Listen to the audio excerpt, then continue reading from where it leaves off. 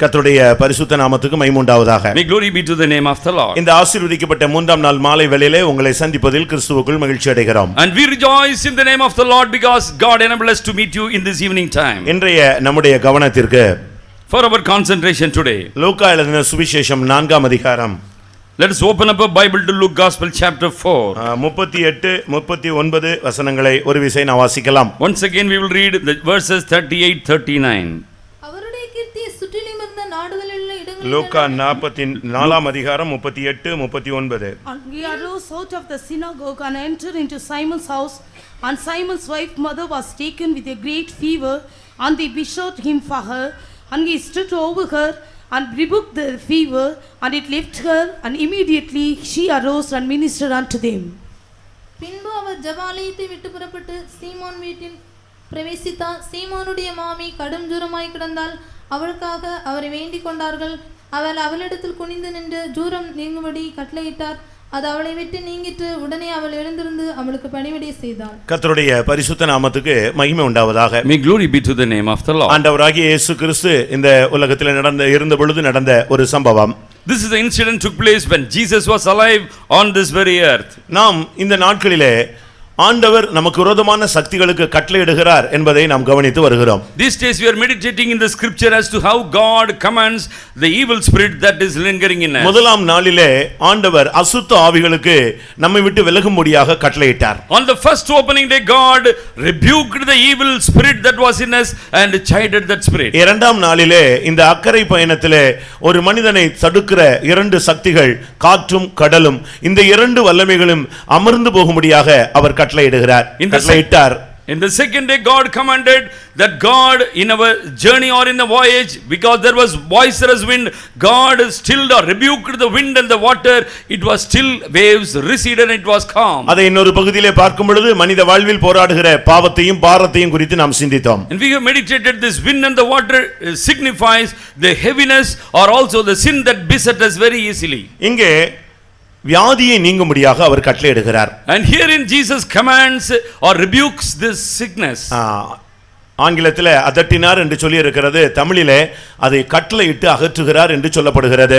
In Tamil version, although it is not told as rebuked, but God commanded that spirit. கர்த்தருடைய பரிசுத்த நாமத்துக்கு மகிமை உண்டாவதாக. May glory be to the name of the Lord. இந்த உலக வாழ்க்கையிலே ஒரு மனிதனை சந்திக்கிற நான்கு சக்திகள். And four forces are meeting a man in this worldly life. ஒருவன் மனிதனாக இருந்தால் அவன் பிறந்ததிலிருந்து தன்னுடைய வாழ்க்கையை முடிக்கும் வரை இந்த நான்கு போராட்டங்களும் மாறி மாறி அவனை சந்திக்கிறது. And if a person is alive on the earth, he has to encounter all these four spirits always in his life. ஒன்று அசுத்த ஆவிகளுடைய போராட்டங்கள். Firstly, the wrestling or trial coming forth by இரண்டாவது பாவத்தினுடைய போராட்டங்கள். Secondly, problem because of sinning. மூன்றாவது பாரத்தினுடைய போராட்டங்கள். And thirdly, heaviness or yoke upon him. நான்காவது வியாதியினுடைய தாக்குதல். Fourthly, the attack of sickness on his body. இது ஜாதி மதம் என்று எதையுமே பார்க்காமல், படித்தவன் பாமரன் என்று பார்க்காமல் எல்லா மனிதர்களையும் சுழன்று தாக்கக்கூடிய ஒரு சக்திகள். These evil forces are not having partiality or respecting of persons.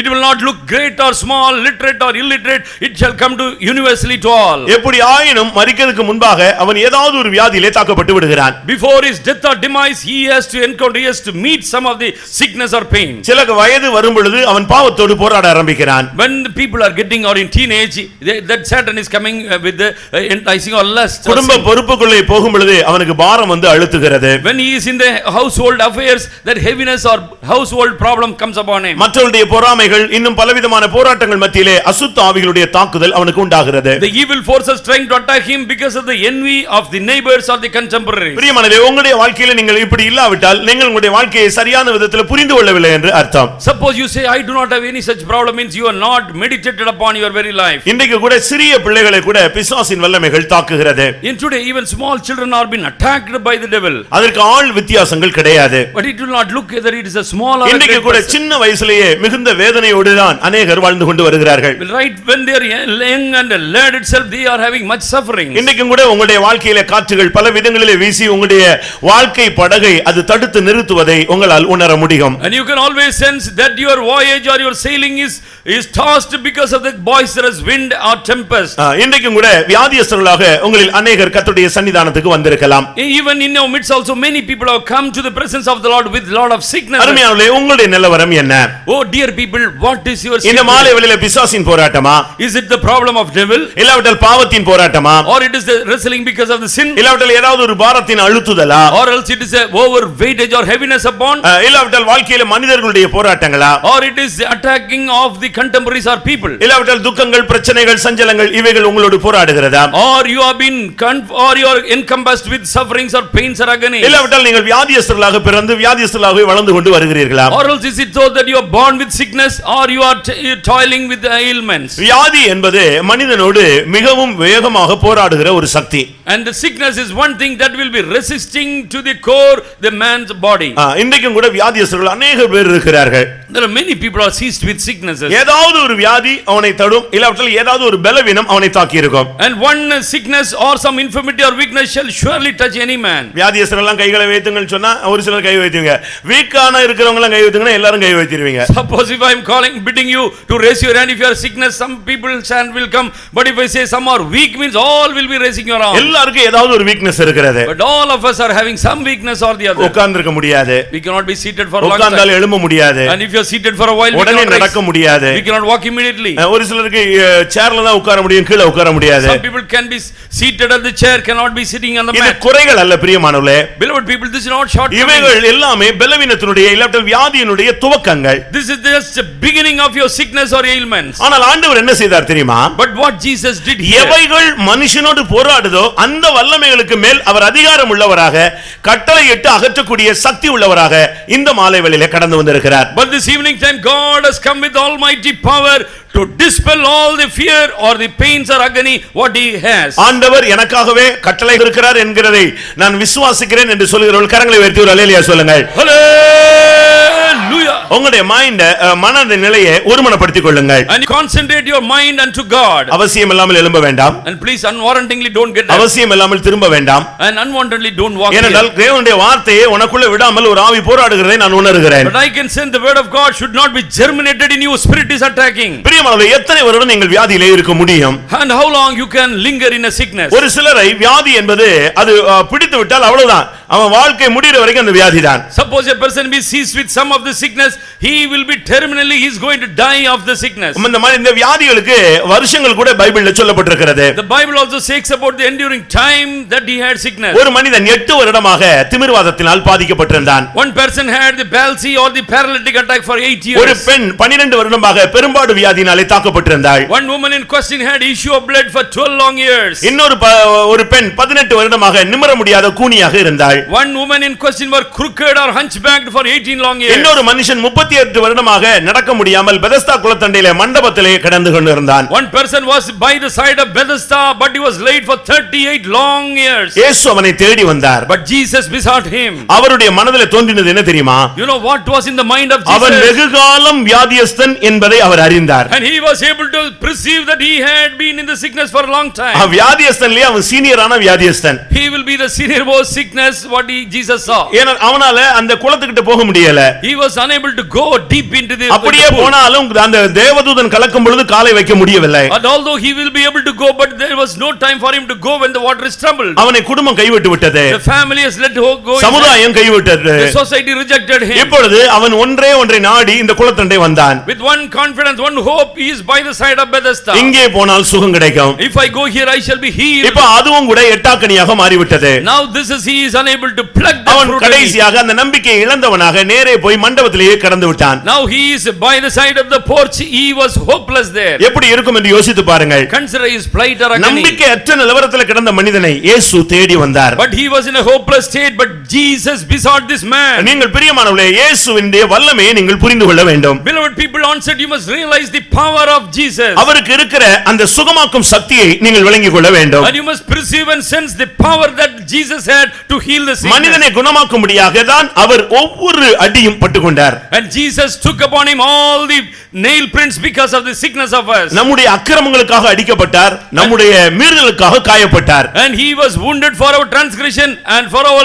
iniquities he was bruised. நம்முடைய வியாதிகளை அவர் சிலுவையிலே சுமந்து தீர்த்தார். And it has been recorded he carried all our sicknesses upon the cross. நம்முடைய பலவீனங்களை அவர் அந்த சிலுவையிலே ஏற்றுக்கொண்டார். And he accepted all our weakness or infirmity on the cross. நமக்கு சமாதானத்தை உண்டுபண்ணும் ஆக்கினையை அவர் ஏற்றுக்கொண்டார். And he also took upon the chastisement that was to come against our peace. ஆனபடியால் ஒவ்வொரு வியாதியையும் குணமாக்க அவருக்கு சக்தி இருக்கிறது. Therefore he is all powerful to heal all manner of sickness. நீங்கள் எந்த வியாதிகளாக இருந்தாலும் சரி, You may be person having any type of sickness. நீங்கள் சரியாக தேவனுடைய வார்த்தையை எடுத்துக்கொண்டே வந்தால், But correctly if you take the word of God in your hand, ஒன்று இந்த வார்த்தை வந்து கொண்டிருக்கும் பொழுதே உனக்கு சுகம் உண்டாகும். when the word of God comes and touches you, you shall be healed. இல்லாவிட்டால் இந்த கூட்டம் முடியும் பொழுது தேவனுடைய தொடுதலை நீ உணர்வாய். Or else when the closer of the meeting you shall sense that God is touching you and healing you. இந்த இரண்டிலே ஏதாவது ஒன்று நடைபெறாத பட்சத்திலே நீ இந்த தேவ சமூகத்தை சரியான விதத்தில் அனுபவிக்கவில்லை. Suppose you are not tasted the two experience, that means you are not tasted the sweet presence of the Lord. ஏனென்றால் சில வியாதிகள் தீரா வியாதிகளாக மனிதனுக்கு இருந்து விடுகிறது.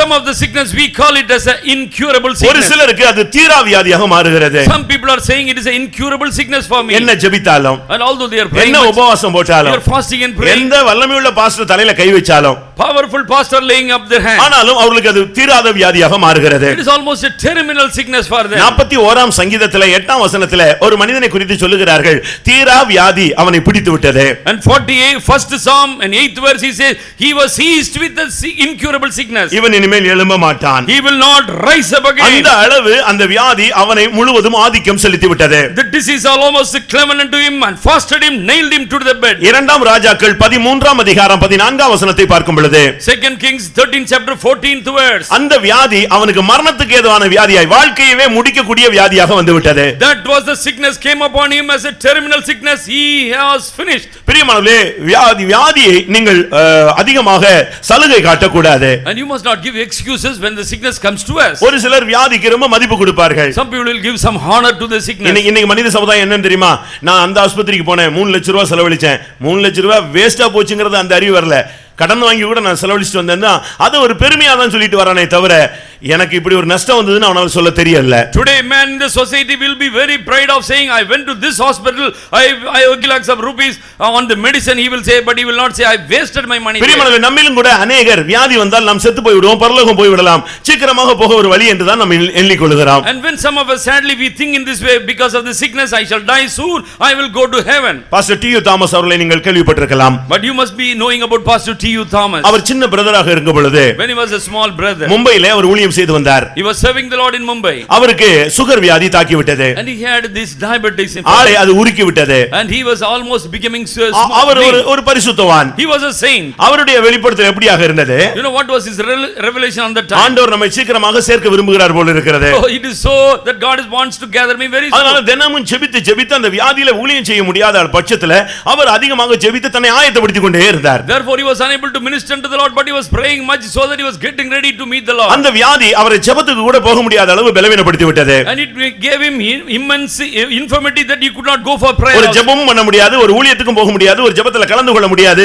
அவ்வளவு தூரம் அவரை பலவீனப்படுத்தினால் அவர் மரணத்தை நோக்கி பயணப்பட ஆரம்பித்தார். And he was sitting towards the death, the terminal death, because of the sickness that he had. இப்படி ஒரு நாள் காலையில 4 மணி ஜெபம் ஹால்ல நடந்து கொண்டிருந்த பொழுது, morning 4 o'clock there was a praising in the hall. அவரால் எழும்பி போக முடியாமல் படுக்கையிலே உட்கார்ந்து ஜெபித்தார். And he was laid down in the bed, but he was praying from that place. அப்பொழுது திடீரென்று அவருக்கு உள்ள இருந்து ஒரு கருப்பு உருவம் வெளியே வந்து நின்றது. One evil spirit came out of him and stood before him. இவருக்கு நன்றாக புரியுது, தனக்குள்ள இருந்து ஒரு ஆவி வெளியே வருகிறது, ஒரு ஆள் போல நிற்கிறது. That pastor was able to see a spirit has come out of me, and like a figure it was standing black. அவருக்கு ஒண்ணுமே புரியல. He was unable to understand. இது எப்படி நமக்குள்ள இருந்தது? How the black man was within me? எப்படி வெளியே வந்து நிக்குது? How he has come out of me? உடனே ஆவியானவர் மேல இருந்து பேசுறார். இதுதான் உனக்குள்ளே இருந்து உன்னுடைய வாழ்க்கையை ஊழியத்தை அழிக்க முடியாக இருந்த சுகர் வல்லமை, சர்க்கரை வியாதின்னு சொன்னார். And God said, this is the spirit, the diabetes that is as a spirit within you with darkness and destroying your ministry. அந்த வார்த்தை கேட்ட உடனே ஒரு அபிஷேகம், இந்த ஆவி அப்படியே வெளியே போய் பக்கத்துல இருக்கிற கோவில் வழியாக போய்விட்டது. And when he listened to the voice of the Lord, there came an anointing upon him.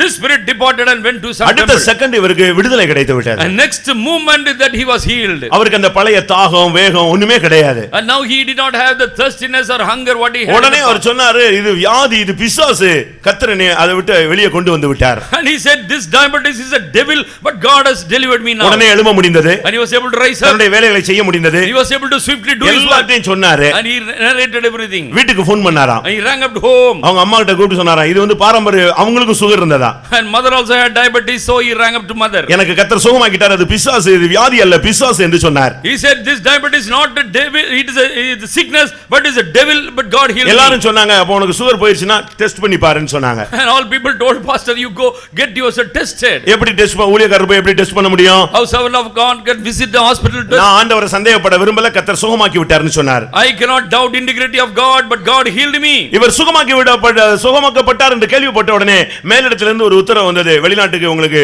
ஊழியத்துக்கு மாற்றுகிறோம் என்று. And when he was healed, the message was flashed to the headquarters. They said, you have been transferred to foreign country. இப்பொழுது அவர் medical செக்கப்புக்கு போக வேண்டிய ஒரு condition. Now he has to go for a medical checkup before அங்கே போன பொழுது when he visited doctor, அவருக்கு சுகரே இல்லைன்னு result கொடுத்தான். result gave no sugar for him. அதுக்கு பிறகு ஃபாரின்ல ஊழியம் செய்து நம்முடைய சபையினுடைய பிரதான பாஸ்டராக மாற்றப்பட்டார். And he went to minister to the Lord in the foreign countries. He became the chief pastor. வியாதிக்கு பின்னால ஒரு ஆவி இருக்கிறது என்பது தான் உங்களுக்கு இந்த சம்பவத்தை சொல்றேன். I am narrating the incident. Behind every sickness there is a demon sitting அது behind. பாஸ்டர்னு பார்க்காது, விசுவாசின்னு பார்க்காது. It will not consider whether it is pastor or a believer. ஆனா நீங்க அதை சரியான விதத்துல பகுத்தறிந்து நீங்கள் அதை எதிர்த்தால் இந்த ஆவி இந்த வியாதியிலிருந்து கர்த்தர் உங்களுக்கு விடுதலை தருவார். But correctly, appropriately, if you are able to discern, God shall set you free and deliver you. சில வியாதிகள் ஒரு மனிதனை மரணத்துக்கு நேராக இழுக்கிறது. Some of the sickness shall grab a man towards death. சில வியாதிகள் அவர்களுக்கு மறுபடி வந்து ஹாஸ்பிடலா போய் இவங்க வியாதியஸ்தராவே மாறிடுறாங்க. And some of the sickness will take him from doctor to doctor and he will be altogether a sickly person. லூக்கா 4:40 நீங்கள் பார்க்கும் பொழுது, And Luke 4:40. மருத்துவர்களால் வருத்தப்படுத்தப்பட்ட ஒரு வியாதியஸ்தன். And she had a sickness that she was sorely grieved by physicians. ஒண்ணுக்கு மருந்து எடுத்த உடனே அது வந்து ஒரு பக்க விளைவை உண்டு பண்ணி போய் விடுகிறது. And because of one drug he had some side effect. அருமையானவர்களே, உங்களில் எத்தனை பேர் இப்படி வியாதியஸ்தர்களாக இருக்கிறீர்கள்? How many of you are seized with some sickness? உங்களுக்கு வியாதி எப்படி வந்தது நீங்க பார்க்க வேண்டும். But you must consider how the sickness came to me onset. நாம வந்து ஆவிக்குரியவளாய் மாறிவிட்டோம். And we have become spiritual people. நமக்கு ஆவிக்குரியமான பிறகு வியாதினா அதுக்கு ஒரு காரணத்தை நம்ம கண்டுபிடிக்க வேண்டும். But if there is a sickness means I must diagnose why this sickness came to me. ஏன் ஜலதோஷம் வந்துச்சு? Why it has come to me? தண்ணி மாறிடுச்சுங்கறான். Oh, water, I changed the water.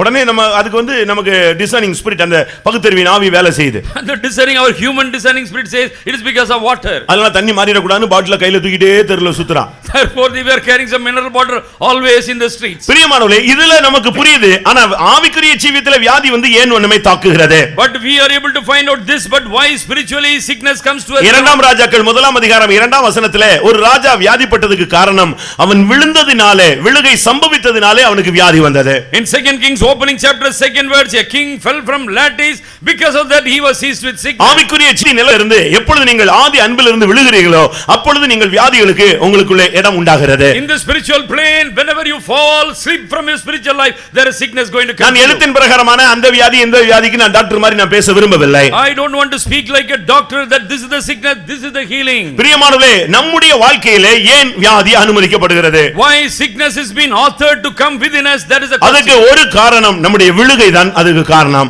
Only our slipshod or fall in the spiritual life. கிறிஸ்துவை விட்டு பிரிந்து கிருபையிலிருந்து நீ விழுந்தாய். And you are departed from Christ and fallen from grace. இன்ன நிலைமையிலிருந்து நீ விழுந்தாய் என்பதை நீ யோசித்து பார். And you must ponder and find out from which grace, which இந்த ராஜாக்கள் சொல்லப்பட்டது அவன் கிராதியில ஏன் போய் நிக்கணும்? and why he must claim upon the lattice. நீங்க யோசிச்சு பாருங்க. And consider கிராதியிலிருந்து அவன் கீழே விழுந்து அவன் வியாதிப்பட்டவனாய் மாறினான். like a parapet wall like lattice, but why he must, a king must ascend. நம்முடைய வாழ்க்கையிலே நாம் சரியான விதத்திலே நாம் விழுந்து போகும் பொழுது வியாதி நம்மை பிடித்து நம்மை மரணத்துக்கு நேராக இழுக்கிறது. And whenever we are having a slipshod, the devil grabs us into sickness. இரண்டாம் நாளாகமம் 16:12 வசனத்தை பார்க்கும் பொழுது, 2 Chronicles 16 chapter 14th verse. அங்கே ஒரு ராஜா கால்களில் வியாதிப்பட்டு மரணத்துக்கு நேராக போய் கொண்டிருந்தான். One king in question, he was seized with some sickness in his limbs and he was nigh unto இது death. நம்முடைய நடக்கை சரியில்லாததை காண்பிக்கிறது. And this conversation, his walking is not right. நம்முடைய ஜீவியம் சரியில்லாத பட்சத்திலே வியாதிகளுக்கு தேவன் நம்மை அனுமதித்து விடுகிறார். And God said, let us go into sickness when your life is not correct. சத்தியத்தின்படி உள்ள நடக்கிற தன்மை உனக்கு இருக்க வேண்டும். And you must have the walking conversation according to the oracle of God. என் பிள்ளைகள் உட்காரு, சத்தியத்தின்படி நடக்கிறார்கள் என்கிற சந்தோஷத்தை காட்டிலும் வேற ஒன்றும் எனக்கு இல்லை. The apostle says there cannot be any greater joy for I am to listen my children walking in truth. யோவான்ல என்ன சொல்லி இருக்கிறது? What he says in John, என் பிள்ளைகள் சத்தியத்தில் நடக்கிறார்கள், அதுதான் ரொம்ப முக்கியமானது. and paramount is my children walking in the truth of God. சத்தியத்தில் நடக்கிற அந்த தன்மை இல்லாத பொழுது நாம் வியாதியஸ்தராய் மாறுகிறோம். When we are unable to walk by the oracle or word of God, we are in slipping. உங்களுக்கு தெரியுமா பிரியமானவர்களே, oh beloved people, எவ்வளவு சத்தியம் நமக்கு தெரிவிக்கப்படுகிறதோ அவ்வளவுக்கு தேவன் நம்மிடத்தில் கணக்கு எதிர்பார்க்கிறார். and God shall be asking for accounts as far as the knowledge we have in the Bible. புருஷன் மனைவிட்ட கொடுத்த காசுக்கு ஒவ்வொரு காசுக்கும் கணக்கு கேட்டுட்டே இருக்கிறான். The husband is asking wife, what you say done to this money? अनेक வீடுகளில் புருஷன்ட்ட கொடுத்து விடுற காசுக்கு இவங்க கணக்கு கேக்குறாங்க. Some of the wives will ask husband, what did you do for the money? அதுபோல உனக்கு கொடுக்கப்படுகிற வெளிப்படுத்தல், கிருபை, அபிஷேகம், வல்லமை எல்லாவற்றுக்கும் தேவன் கணக்கு அக்கவுண்ட் கேட்பாரு. அப்ப நீ என்ன சொல்லுவாய் என்பதை நீ சிந்தித்து பார். And you must ponder in your life, what are you going to reply to God when God asks you, what is the grace, what is the word of God, what is the counsel, what God has imparted? வெளிப்படுத்தல் 2ஆம் அதிகாரம் 21 22 நாம் பார்க்கும் பொழுது, and Revelation opening chapter 21st and 22nd, அங்க என்ன சொல்லப்பட்டிருக்கிறது? what has been told? வெளிப்படுத்தல் 2ஆம் அதிகாரம் chapter 2 sorry 21 22 நாம் பார்க்கும் பொழுது 21 and 22, அங்கே நீ மனம் திரும்பாத பட்சத்திலே நான் உன்னை கட்டில் கிடையாக மாற்றுகிறேன் சொல்றார். and I shall cast you into bed because you are not repenting. சபைக்குள்ள வந்த பின்பு கூட ஒரு தெய்வீக வாழ்க்கை நமக்குள்ள இருக்க வேண்டும். and after coming into church also we must have divinity in us. அதுக்கு ஆண்டவர் சொல்றாரு, and God says, நீ மனம் திரும்புவதற்கு உனக்கு தவணை கூட நான் கொடுத்துக்கிட்டே இருந்தேன். I gave enough space for you to repent. உன்னுடைய வாழ்க்கையில நீ மனம் திரும்புவதற்கு நீ எப்படி டைம் எடுக்கறாயோ அதுபோல தேவனும் கூட உனக்கு டைம் கொடுத்துக்கிட்டே வராரு. and you are taking much time to come closer to the Lord. God is also giving space for you to repent. இந்த புது வருஷத்தோட clear பண்ணிறேன். in the new year Lord, I will இந்த ராபோஜனத்தோட சரிப்படுத்திறேன். after holy communion I shall be okay. இப்படியே நீ சொல்லியே சாகுற வரைக்கும் ராபோஜனம் எடுத்துக்கிட்டு தான் இருக்கற. and you are continually being the breaking of the bread but always in sin. ஆனா இதே மறுபடியும் அதே ரைம்ஸ் தான் பாடிட்டே இருக்கறோம். but once again we are playing the same tune. நம்முடைய வாழ்க்கையில நாம் சரியான விதத்தில் விளங்கிக் கொள்ள வேண்டிய காலம் இதுதான். this is the time we must correctly acknowledge our flaws. நீ தவணை கேக்குற, ஆனா கர்த்தர் உனக்கு மனம் திரும்பும்படியா ஒரு டைம் கொடுக்கிறார். அந்த டைமை தாண்டும் பொழுது தான் உன்னை படுக்க வைக்கிறார். and you are asking for time, God gives you a space. afterwards God will make you to be couched in bed. அடுத்து இந்த வியாதிகளுக்கு காரணம் பலவீனத்தினுடைய ஆவி. and secondly the cause of the sickness is the spirit of infirmity. லூக்கா 13:11 நாம் பார்க்கும் பொழுது and Luke 13:11, அந்த வியாதிக்கு காரணம் ஒரு ஆவி என்று நாம் பார்க்கிறோம். and we know the spirit is the cause of the sickness.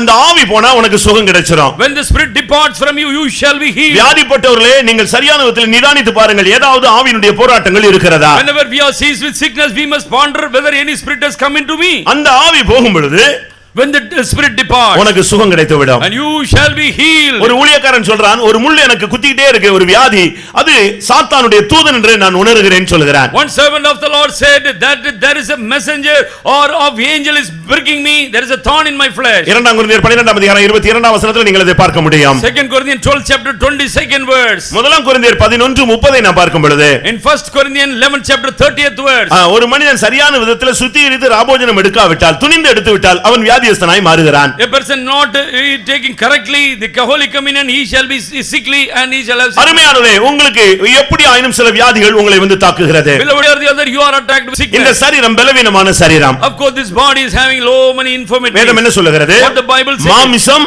பலவீனம் உள்ளது. the flesh is always weak. இந்த பலவீனத்திலே ஏதாவது ஒரு போராட்டம் வந்து நாம் வியாதியஸ்தலாய் மாறுகிறோம். and some of the problem creeping in and we are laid in sickness. ஆனால் ஒன்றை நீங்கள் புரிந்து கொள்ள வேண்டும், you must mark and understand, நீ வியாதியா இருப்பது தேவனுடைய திட்டம் அல்ல. it is not the plan of God that you must have sickness in you. உலகத்துல என்ன சொல்லுவாங்க தெரியுமா? what they will say in that day, விருந்தும் மருந்தும் 3 நாள் தான். only your the banquet or the medicine. அதாவது எந்த வியாதி வந்தாலும் 3 நாள்ல என்ன செய்யணும்? உனக்கு அது சுகமாகணும். the sickness has to go within 3rd day. அப்படி ஏதாவது நீடித்தால் இந்த நான் சொன்ன வசனங்களை நீங்கள் சிந்தையிலே கொண்டு வாருங்கள். and if some sickness is coming to you, you must ponder upon the verses we quoted. அது விழுகையினால் வந்ததா, whether we have fallen from grace, இல்லாவிட்டால் ஜீவியத்தின்படி சத்தியத்தின்படி நடக்காதனால் வந்ததா, and because I have not set my pace in the truth, மனம் திரும்பாதனால நமக்குள்ள வந்து விட்டதா, or it is because of unrepenting heart, இல்ல பலவீனத்தின் ஆவி ஏதாவது ஒன்னு நமக்குள்ள எனக்குள்ள வந்து விட்டதா? And the spirit of infirmity somehow sneaked within me. இது இல்லட்ட சாத்தான் கூட்டுகிற ஒரு தூதன் இருக்கானா நமக்குள்ள இருக்கானான்னு பார்க்கணும். Or that buffeting Satan's angel is touching you. இல்லாவிட்டால் நாம் ராபோஜனத்திலே ஏதாவது அபாத்திரமா நாம் எடுத்திருக்கிறோமா? Unworthily we are partakers in the holy breaking. எது எப்படி ஆயினும் பிரியமானவர்களே, இன்றைக்கு நீங்க கர்த்தருடைய சன்னிதானத்திலே உங்களை நீங்கள் சமர்ப்பித்தால் ஆவியானவர் இன்றைக்கு அந்த வல்லமையை கடிந்து கொள்ளும்படியாக வந்திருக்கிறார். Be of anything but if you are able to meditate, humble yourself in God's presence, today God shall command the spirit so that your sickness shall be healed. எந்த வியாதியா இருந்தாலும் கர்த்தரால சுகமாக்க முடியும். God can heal any type of sickness. நான் ஒரு உண்மை சம்பவத்தை உங்களுக்கு சொல்கிறேன். I will narrate a real incident. ஒரு தாய்க்கு ஒரு பிள்ளை பிறந்தான். One son was born for a wife. ஒரு ஆண் பிள்ளை. He was a male child. அந்த பிள்ளை கொஞ்ச நாள் கழிச்சு தான் தெரிஞ்சது அதுக்கு செயல்படக்கூடிய சக்தி இல்லை. But motor ability he was not having. அதுக்கு நல்ல வளர்ச்சி இல்ல. But no growth, proper growth. அதுக்கு எல்லா अनेक குறைகள் அந்த குழந்தைக்கு காணப்பட்டது. Almost like mentally retarded child, but he was not having motor ability. அந்த தாய் வளர்த்து கொண்டே வந்தாள். The child was feeding the child. ஆனால் அந்த பிள்ளை 3 வயசு வளர்ச்சியிலே அப்படி நின்று விட்டது. But it got stagnant. The growth was only for 3 years. 3 வயது வரை எப்படி இருக்கும் அதே லெவல்ல அப்படியே நின்றுச்சு. The child got the growth stagnant at the age of 3. அந்த தாய் ரொம்ப கஷ்டப்பட்டு அந்த பிள்ளையை பராமரிச்சு வளர்த்துக்கிட்டே வந்தா. The mother was cherishing the child, giving adequate foods. அது ஏதோ அரகுறையா பேசும். But it will cough out some words. தேவைகளை சொல்லும். It will say its need. மற்றபடி எழும்ப முடியாது. But it cannot rise up. உட்கார முடியாது. It cannot be sitting alone. நடக்க முடியாது. It cannot walk. என்னவுமே செய்ய முடியாது. It cannot do anything of its own. அது இப்போ வளர்ந்துட்டே இருக்கு. Now it is growing forth. அந்த தாய்க்கு ஒரு லிமிட் வந்த பொழுது அவ ரொம்ப சோர்ந்து போயிட்டா. But the mother got worried because of her age. இந்த பிள்ளை பிறக்காம இருந்தா நல்லா இருக்கும். It is better that she was not born. இந்த பிள்ளையை கொன்றலாமா? Can I kill her? கருணை கொலைன்னு சொல்றாங்களே அதே மாதிரி கொன்றலாமா? Like a mercy killing, shall I kill her? இப்படி அவ போராடிட்டே வரும்போது அதுக்கு 8 வயது ஆகிவிட்டது. And when she had wrestling within that she became 8 years old. 8 வயதுல பார்த்தா அந்த பிள்ளை 3 வயது குழந்தைதான் இருந்தது. 8 years age but was seemed to be 3 years old girl. அவள் ரொம்ப சோர்ந்து போயிட்டான்னு அவங்க அம்மா கண்டுபிடிச்சாங்க. The mother found out that she was totally faint. ஏன்னா இவ கொன்றுவா இந்த பிள்ளையை கொல்ல போறாங்கிறது அவங்களுக்கு தெரிஞ்சிருச்சு. And she was able to perceive mother is going to kill her. 8 வயசு பையன் 3 வயசு ஸ்டைல்ல இருந்து அப்படியே படுத்தே கிடந்தா எப்படி இருக்கும்? Suppose a 8 years old boy is laid down as a 3 years old boy, how it will be?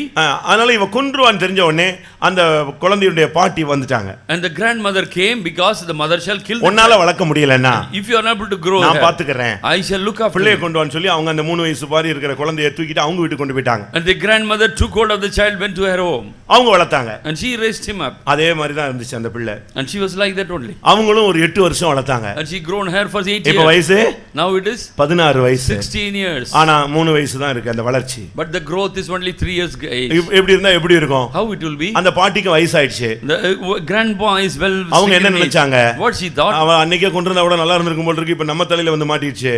And now the mother could have killed her on that day. Now it is a burden இப்போ for எனக்கு me. வயசாயிடுச்சு. Now I am aged. இந்த பிள்ளையை யார் பராமரிப்பா? And who will look after this child? அதனால வர்ற pastor போன pastor எல்லாரையும் ஜெபிக்க சொன்னாங்க. And she was calling, inviting all pastors to pray. எல்லா பாஸ்டர்ஸும் ஃபார்மாலிட்டிக்கு வந்து தம்பி உனக்கா ஜெபிக்கிறோம் சொல்லி ஜெபிச்சிட்டு போயிட்டாங்க. All the pastors came, laid up their hand and just prayed and gone. ஒரு பாஸ்டர் வந்து அவனுக்கு இயேசுவை பத்தி சொன்னாரு. One pastor told about Jesus to him. ஆண்டவருடைய வல்லமையை அவனுக்கு சொல்லி கொடுத்தாரு. And Jesus explained about the power of Jesus. நீ நம்புறியா? And do you believe? எத்தனையோ பேரை குணமாக்கி இருக்கிறாரு. And he has healed so many people. Bible சம்பவங்கள் சாட்சிகள் இத சொல்லிக்கிட்டே இருந்தாரு. He was narrating Bible incidents and many testimonies to him. அவனுக்கு வயசு ஆயிருச்சு இல்லையா? Because he was aged. 16 வயசு. 16 years. வளர்ச்சி இல்ல. But no growth. செயல்திறன் இல்ல.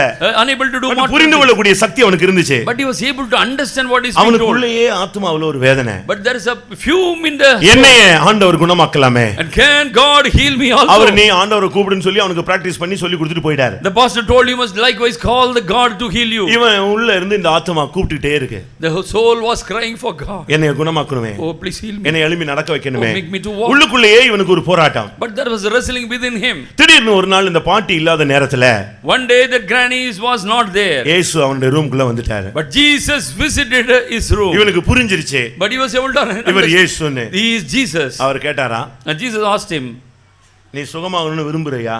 do you want to be healed? இதே கேள்விதான் பெதஸ்தா குளத்தண்டையில கேட்டாரு. The same question Jesus asked to the man at Bethesda's pool. நீ சுகமாக முடி விரும்புகிறாயா? Do you desire us to be healed? ஆமா ஆண்டவரே இயேசுவே நான் விரும்புறேன்னு சொன்னான். And he said, yes Lord, I want to be healed. இந்த வாரம் ஞாயிற்றுக்கிழமை நீ என்னுடைய ஆலயத்துக்கு போவாய். This Sunday you will come to my temple or church. அவனுக்கு சொன்ன வார்த்தை. That was the word. இந்த வாரம் ஞாயிற்றுக்கிழமை நீ தேவனுடைய ஆலயத்துக்கு போவாய். This Sunday you shall be walking and coming to my church. நான் உன்னை அங்கே கொண்டு போவேன். I will carry you there. நீ நல்ல Dress எல்லாம் வாங்கி வைத்துக்கொள். Make a good dress for you. அவ்வளவுதான் போயிட்டாரு. And God departed. இவனுடைய முகத்துல ஒரு பெரிய வெளிச்சம். A great glossy was his face. பாட்டி கொஞ்ச நேரம் கழிச்சு வந்தாங்க. Outward the granny came back. இவன் சொன்னா இயேசு வந்தாரே. He said Jesus visited me. என்னிடத்துல பேசினாரே. He spoke to me. என்னை இந்த வாரம் சர்ச்சுக்கு கொண்டு வரேன்னு சொல்லி இருக்காரு. He said he will carry me to the church this week. அவங்களுக்கு அது நம்பவே முடியல. But my granny was unable to understand. அப்ப அவன் சொன்னா and he said எனக்கு Dress எல்லாம் வாங்கி வைக்க சொல்லி இருக்காரு. He told that I must get good clothing also. எனக்கு Dress 16 வயசுக்குள்ள Dress வாங்கிட்டு வான்னு சொன்னான். And make a dress for 16 years old boys. அந்த பாட்டி சொன்னாங்க. The granny said இவனுக்கு ஏதோ ஒரு சம்பவம் நடந்திருக்கு. But something happened to him. ஆனா எப்படி இவனை சர்வீஸ் கொண்டு கோயிலுக்கு கொண்டு போவாரு? But how can he carry him to the service? இது எப்படி நடக்கும்? How it is possible? But இவன் முகத்துல வித்தியாசம் இருக்கு. But there is a change coming forth in his face. ஒருவேளை சண்டே இவன் செத்துருவான். But Sunday he might die. ஏனா பிரைட் வருது, சாகும்போது ஒரு வெளிச்சம் வருமே, அதுதான் இவனுக்கு வந்துருச்சு. Maybe the terminal brightness that is coming in his face. ஆனாலும் not அவன் ஆத்துமா சாந்தி அடையட்டும்னு ஒரு 16 வயசு பையனுக்குள்ள பேண்ட் கோட் ஷூட்லாம் வாங்கி வச்சாங்க. But nevertheless as a tribute he brought the pant and shoot for a 16 எல்லாம் அவனுக்கு அழகா வாங்கி வச்சிட்டாங்க. Everything was beautifully arranged. அவனுக்கு அத பார்த்து சந்தோஷம். And he was rejoicing. இவங்களுக்கு சரி அவன் முடிய போறான் போல இருக்கு, ரைட் முடியட்டும்னு சொல்லிட்டான். The granny thought that this is going to be his end. ஞாயிற்றுக்கிழமை இவன் குணமாக்க இவனுக்கு சர்வீஸ் கொண்டு போறான்னு சொன்னால, அதனால அந்த பாட்டி இவனை காலையில இருந்து வாட்ச் பண்ணிட்டே இருக்கு. The granny was watching him because Sunday somebody is to carry him to the church. He was watching unto him. 8:20 8:20 it was. இப்போ அவனுக்கு ஒரு சேஞ்ச் இல்ல, அவன் அப்படியே அவனும் ஈகரா வெயிட் பண்ணிட்டே இருக்கான். He was eagerly awaiting but that no change seen in him. இயேசுவை பார்க்கணும், இப்ப வருவாரு, இப்ப நான் சர்வீஸ் போணும், 9 மணிக்குள்ள சர்வீஸ் போணும். 9 o'clock I must go to the service. Jesus will come and take me. இப்போ இந்த அம்மா இவன் செத்துருவானா என்ன நடக்குது இது பார்த்துட்டே இருக்குது. And then now granny is looking that he will has to die now and watching. 8:20 பார்த்தாங்க, இவனை பார்த்துட்டு இருந்தா கோயிலுக்கு போக முடியாதுன்னு சொல்லிட்டு அவங்க குளிக்க போயிட்டாங்க. And she went into the bathroom for taking bath but she has to go to the church. பாட்டி போன உடனே இவர் வந்துட்டாரு. And when the granny departed Jesus came. அடுத்த செகண்ட் அதே தரிசனம். And again the same vision to him. இவன் பெயரை சொல்லி எழுந்து நட அப்படினு சொன்னாரு. And he said you get up and walk. அவன் சொல்றான் சாட்சி. And he said testimony. அப்படியே 3 வயசுல இருந்து அப்படியே நான் வளர்ந்துட்டே வர்றேன். I was growing from age of 3 to 16. அப்படியே 3 வயசுல இருந்து 16 வயசு அந்த ஸ்டேஜ் வந்த உடனே நின்றுச்சு. And that growth came into me. It was just growing forth and become 16 years old. Bless பண்ணாரு, மறைஞ்சிட்டாரு. And after my dressing up he vanished. Bless ஆசீர்வாதம் கொடுத்துட்டு மறைஞ்சிட்டாரு. And he blessed me and God vanished.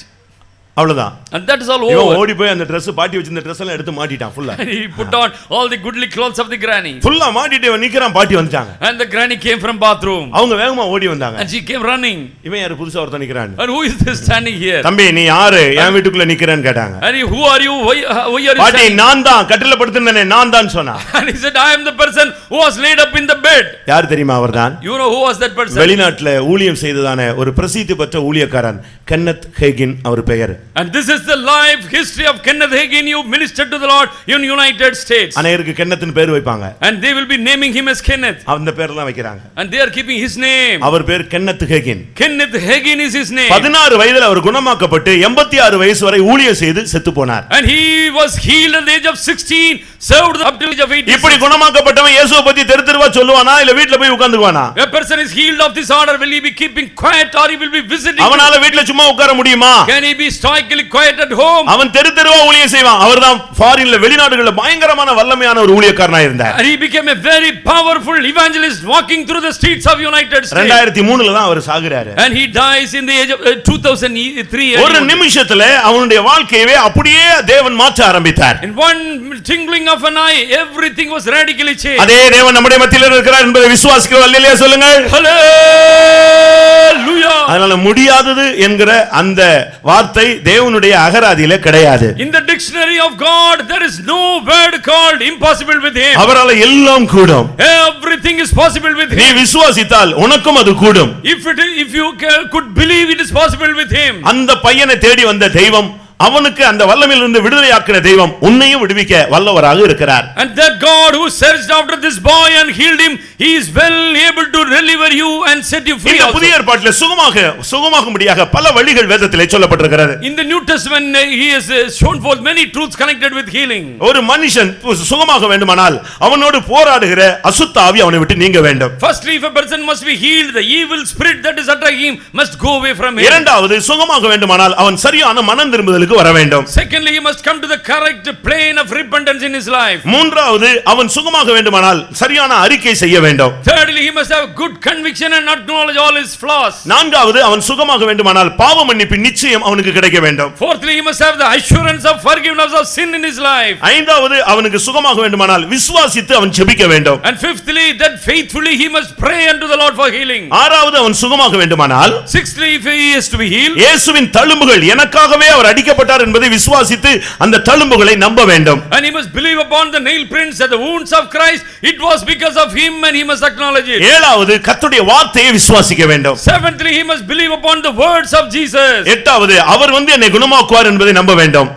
Eighthly, he must believe that he will come and heal me. ஒன்பதாவது அபிஷேகம் ஒரு மனிதனை குணமாக்கும் என்கிறதை விசுவாசிக்க வேண்டும். Ninthly, he must believe the anointing shall come upon him to heal him. கர்த்தருடைய பரிசுத்த நாமத்துக்கு மகிமை உண்டாவதாக. Praise be to the holy name of the Luca Lord. 13:16 பார்க்கும் பொழுது And Luke 13 chapter 16th verse. அந்த ஆவி போனபோது அவளுக்கு சுகம் கிடைக்கிறது. When the spirit departed, this woman was made all right. ஏசாயா 19:22 பார்க்கும் பொழுது Isaiah 19:22.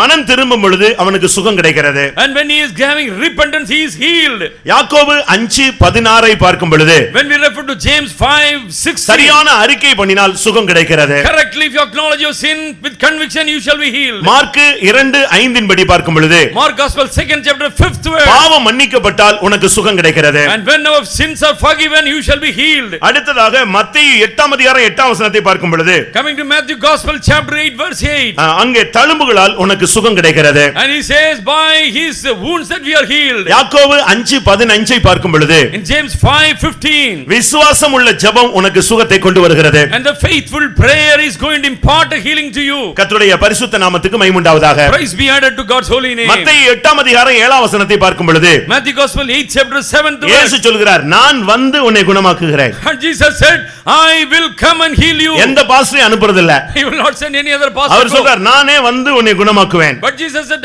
I will come to heal you. அப்போஸ்தலர் 9:34 பார்க்கும் பொழுது And Acts of Apostles 9:34. ஐனேயாவே கிறிஸ்து உன்னை குணமாக்குகிறார். And Aeneas, Christ is healing you. கிறிஸ்து என்றால் அபிஷேகம் பண்ணப்பட்டவர் என்று அர்த்தம். And Christ means he is the anointed one of God. அபிஷேகம் வரும் பொழுது உனக்கு சுகம் கிடைக்கிறது. When anointing coming upon you, you shall be healed. ஒரு மனிதன் சொன்னான் ஒரு வார்த்தை சொல்லுங்க ஆண்டவரே என் பிள்ளை என் வேலைக்காரன் குணமாயிருவான். And one person told just one word, O Lord, my servant shall be மத்தேயு healed. 8:8 சொல்றான் ஒரே ஒரு வார்த்தை சொல்லுங்கன்னு. Matthew Gospel 8 chapter 8 was just one word. ஒரு வார்த்தை சொன்னா இப்போ உன் cancer சுகமாயிடும். And one word of God, your cancer shall be healed. உன்னுடைய வயிற்றில் இருக்கிற பிரச்சனை சரியாகிவிடும். Your problem in your stomach shall be healed if one word is uttered. உன்னுடைய சரீரத்தில் இருக்கிற வேதனைகள் மாறிவிடும். Your pains in your body is going to get vanished. ஆனா எந்த தெய்வமாவது நான் வந்து குணமாக்குவேன்னு சொல்லி இருக்கிறதா? Is there any God in the world who was told I will come and இயேசு heal you? ஒருவர் தான் சொன்னார் நான் வந்து அவனை குணமாக்குவேன். But Jesus said I will come to heal you. நான் இந்த கூட்டத்தில் விசுவாசிக்கிறேன் பிரியமானவர்களே. Oh, I believe in this meeting. இந்த கூட்டம் ஒரு 9 மணிக்கு முடியலாம்.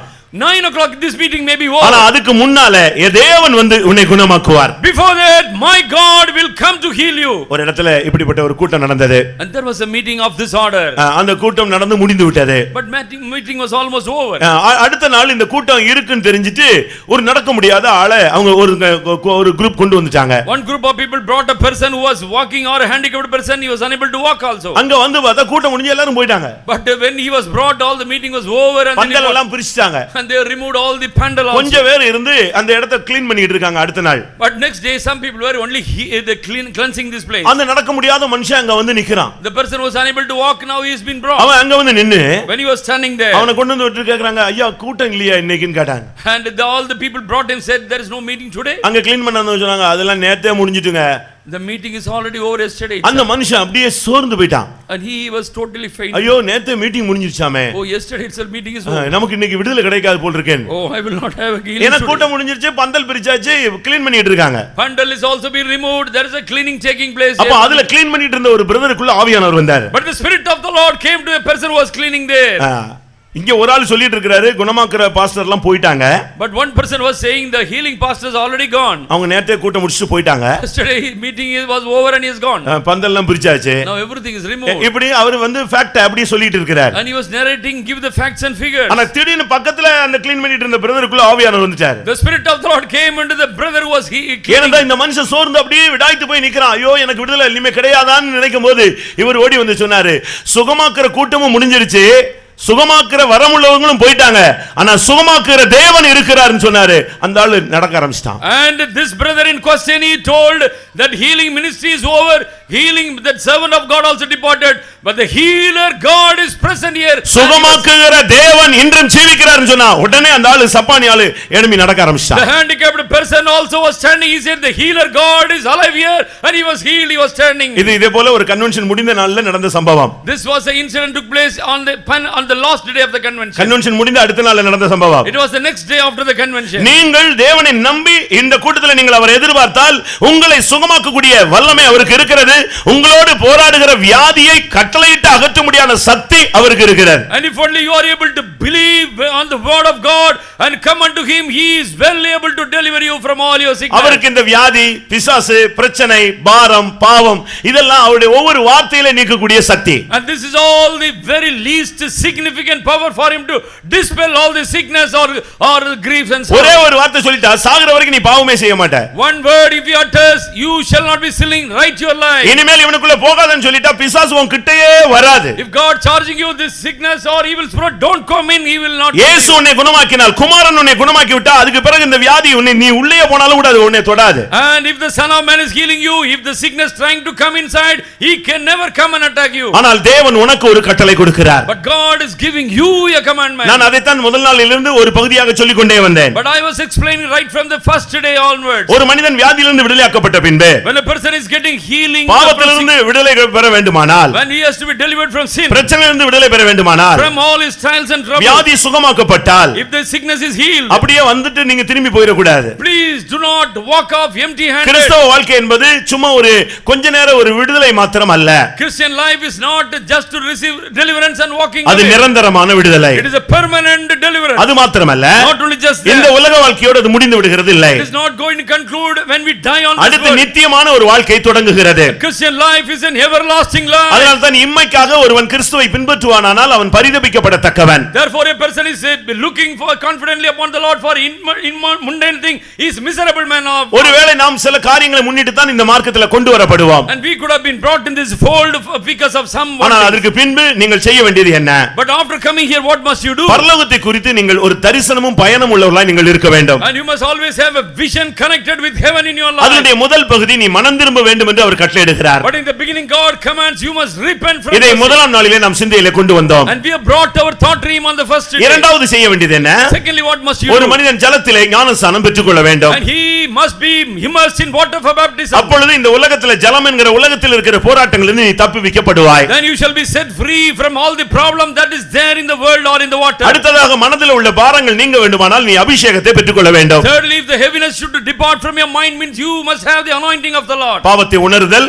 And sensing of the sin, பாவ மன்னிப்பு கேட்பல், asking for apology, பாவத்திலிருந்து விடுதலை பெறுதல். deliverance from all sin. பரிசுத்த ஆவியானவர் பாவம் இல்லாத வாழ்க்கைக்கு ஒரு மனிதனை அடியெடுத்து வைக்க உதவுகிறார். And the Holy Spirit of the Lord make that person to walk in holiness without sin. ஞானஸ்நானத்திலே நீ பாவத்துக்கு மரிக்கிறாய். And you are going to die in the baptism. பரிசுத்த ஆவியிலே நீ அதற்கு கிறிஸ்துவுக்காக நீ உயிர்ப்பிக்கப்படுகிறாய். And you are going to be quickened or brought alive in the Holy Spirit. உயிர்ப்பிக்கப்பட்ட பின்பு Person is or இல்லாவிட்டால் ஒரு தேவனுடைய மனிதன் பரிசுத்த ஆவி பெற்ற பின்பு or a person receiving the Holy Spirit of God. அதோடு கிறிஸ்தவ வாழ்க்கை முடிந்து விடுகிறது இல்லை. And Christian life is not to have finished now. அவன் அதற்கு பரலோக ராஜ்யத்துக்கு சுதந்திரவாளியாய் மாற வேண்டும். Now he must become partakers or heirs to the kingdom of அதுதான் ரொம்ப heaven. முக்கியமானது. That is very very important. அதற்கு ஒரு மனுஷனுக்கு தேவையானது என்ன? And what all the needful things for him? வேதம் என்ன சொல்லுகிறது? What the Bible says. நீ உயிர்த்த பின்பு After you've been quickened. அவருடைய மரணத்தின் சாயலிலே ஞானஸ்நானத்திலே மரணத்தின் சாயலிலே இணைக்கப்பட்டாய். And because you have been planted together in the likeness of his அவருடைய body. மரணத்தின் சாயலிலே இணைக்கப்பட்டவர்கள் அவருடைய உயிர்த்தெழுதலின் சாயலிலும் இணைக்கப்பட்டிருக்கிறோம். And the people those who have been planted together in the likeness of burial are being quickened with him in அப்ப the. ஞானஸ்நானம் எடுத்தால் மட்டும் போதாது, Not only we have been baptized. பரிசுத்த ஆவி பெற வேண்டும். And we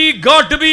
இது பாவ மரணத்தை விட்டு நீ வெளியே வருவதை காண்பிக்கிறது. It speaks how we come out of sinful life. லூக்கா எழுதின சுவிசேஷம் 8ஆம் அதிகாரத்திலே Luke Gospel 8th chapter. ஒரு பெண் மரித்து போய் விட்டாள். One child or one woman dies. ஒரு பெண் மரித்து ஒரு 12 வயது பெண் மரித்து விட்டாள். A 12-year-old little girl died. இப்பொழுது இயேசு அவளை போய் உயிரோடு எழுப்புகிறார். Now Jesus comes to quicken her. இதுதான் பரிசுத்தாவின் அனுபவம். This is the experience of the quickening power of the Holy Spirit. கிறிஸ்துவை மரித்தோரிலிருந்து எழுப்பின ஆவி அந்த பிள்ளையை மரித்தோரிலிருந்து எழுப்பி விட்டது. And the spirit that raised up Jesus alive in the world all quickened this quickened. இப்பொழுது மரித்த பெண் உயிரோடு எழும்பி விட்டாள். The dead child had gone alive. இதுதான் பரிசுத்தாவின் வல்லமையுடைய மகத்தான ஒரு செயல். This is the majestical deed, operation of the Holy Spirit. இப்பொழுது இயேசு அதுக்கு ஒரு கட்டளை கொடுக்கிறார். Now Jesus is giving a commandment to her. Luca 8:55 And Luke 8. வாசிப்போம்.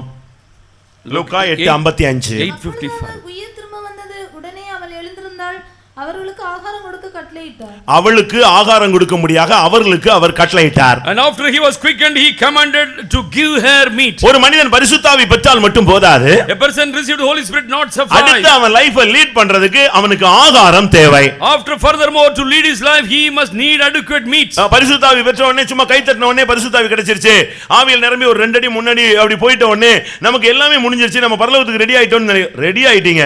ஆனா போகணும்னா அதற்கு நீ ஆகாரத்தை புசிக்க வேண்டும். Suppose you receive the Holy Spirit of the Lord, you are clapping hand, uttering or some word of God with unknown tongue. That is not the end, but you must have a meat to ஒரு grow. வியாதியஸ்தன் சுகமான பின்பு அவனுக்கு ஆகாரம் ரொம்ப முக்கியப்படுத்தப்படுகிறது. When a person has been healed, the meat is supplied by God. அதுபோல பரிசுத்தாவி பெற்ற பின்பு ஒரு மனிதனுக்கு நல்ல ஆகாரம் தேவை. And after receiving the Holy Spirit of God, he must have adequate meat for இது his எதை life. காண்பிக்கிறது? What does it speak of? மறுபடி அவனுக்கு திரும்ப திரும்ப சாகுற வரைக்கும் பாலையே கொடுத்துட்டு இருக்க முடியாது. But you cannot just continually feed him with milk.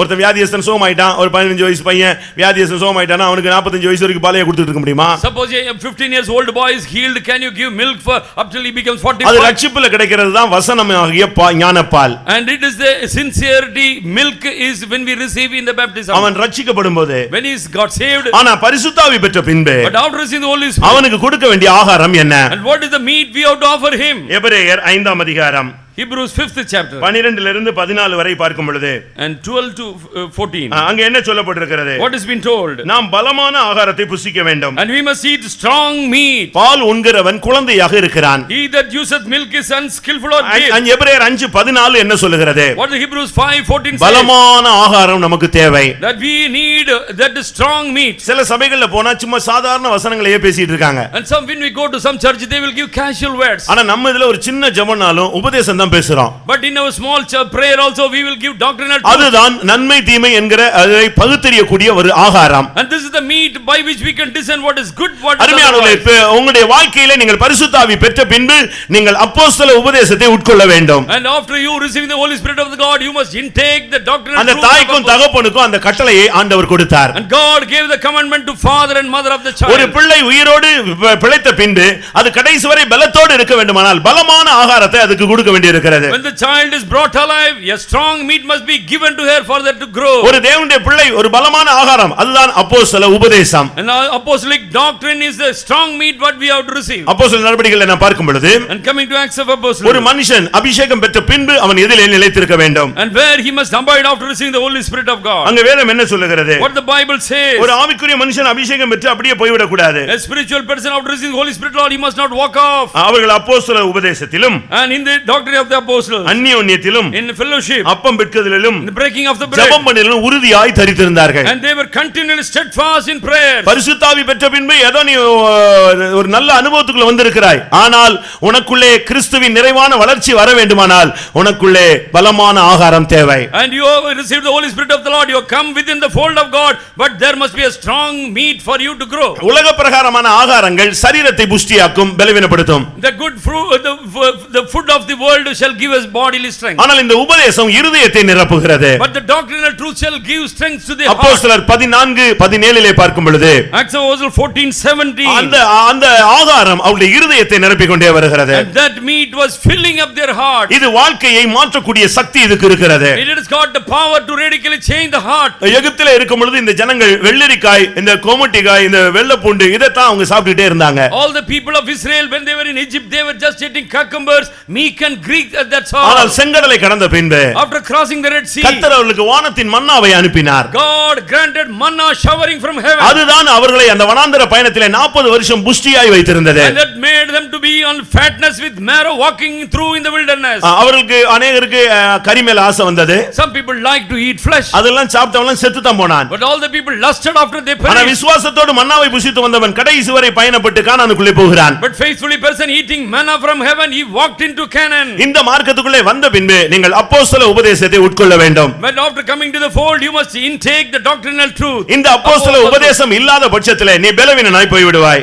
Doctrinal truth connected with apostolic fellowship you shall be. ஒரு சிலருக்கு நம்ம சபையினுடைய உபதேசம் ரொம்ப டஃபா இருக்கிறது. Some people say it is a very hard thing to follow. உண்மைதான். It is true. யோவான் எழுதின சுவிசேஷம் 6ஆம் அதிகாரம் 60ஆம் வசனத்திலே John the Gospel 6 chapter 16th verse. அங்க இயேசுவினிடத்திலேயே அவங்க சொன்னாங்க இது கடினமான உபதேசம். And two disciples said back to Jesus it is a very hard. யோவான் 6:66ல And John 6:66 இந்த கடின உபதேசத்தின் நிமித்தம் அவர்கள் பின்வாங்கி போய் விட்டார்கள். some of the disciples also departed from him. அப்பொழுதுதான் இயேசு சீஷர்களை பார்த்து சொன்னார், Looking to his very disciples Jesus, நீங்களும் போய்விட மனதானால் போய்விடுங்கள். if you have the mind to walk off you can also அதற்கு go. பேதுரு என்ன பதில் சொன்னான்? What was the reply of Peter? நித்திய ஜீவ வசனங்கள் உம்மிடத்தில் உண்டே, நாங்கள் எங்கே போவோம் என்று கேட்டார். Lord, where shall we go? You have the words connected with eternal life. இன்னைக்கு பரலோகத்துக்கு போணுங்கிறதுக்காக இந்த அப்போஸ்தல உபதேசத்தின் நிமித்தம் வெறுமையாக்கப்பட்ட எவ்வளவு பேரை நீங்க பார்க்கிறீர்கள்? You can see many empty number of people walking for the truth for the sake of kingdom of God. நமக்கு சாப்பாட்டுக்கு வழி இல்லையா? And do you not have time? நல்ல Dress வாங்குறதுக்கு வசதி இல்லையா? No capability to purchase. எல்லாம் போட்டுக்கொள்றதுக்கு நமக்கு தகுதி இல்லையா? And no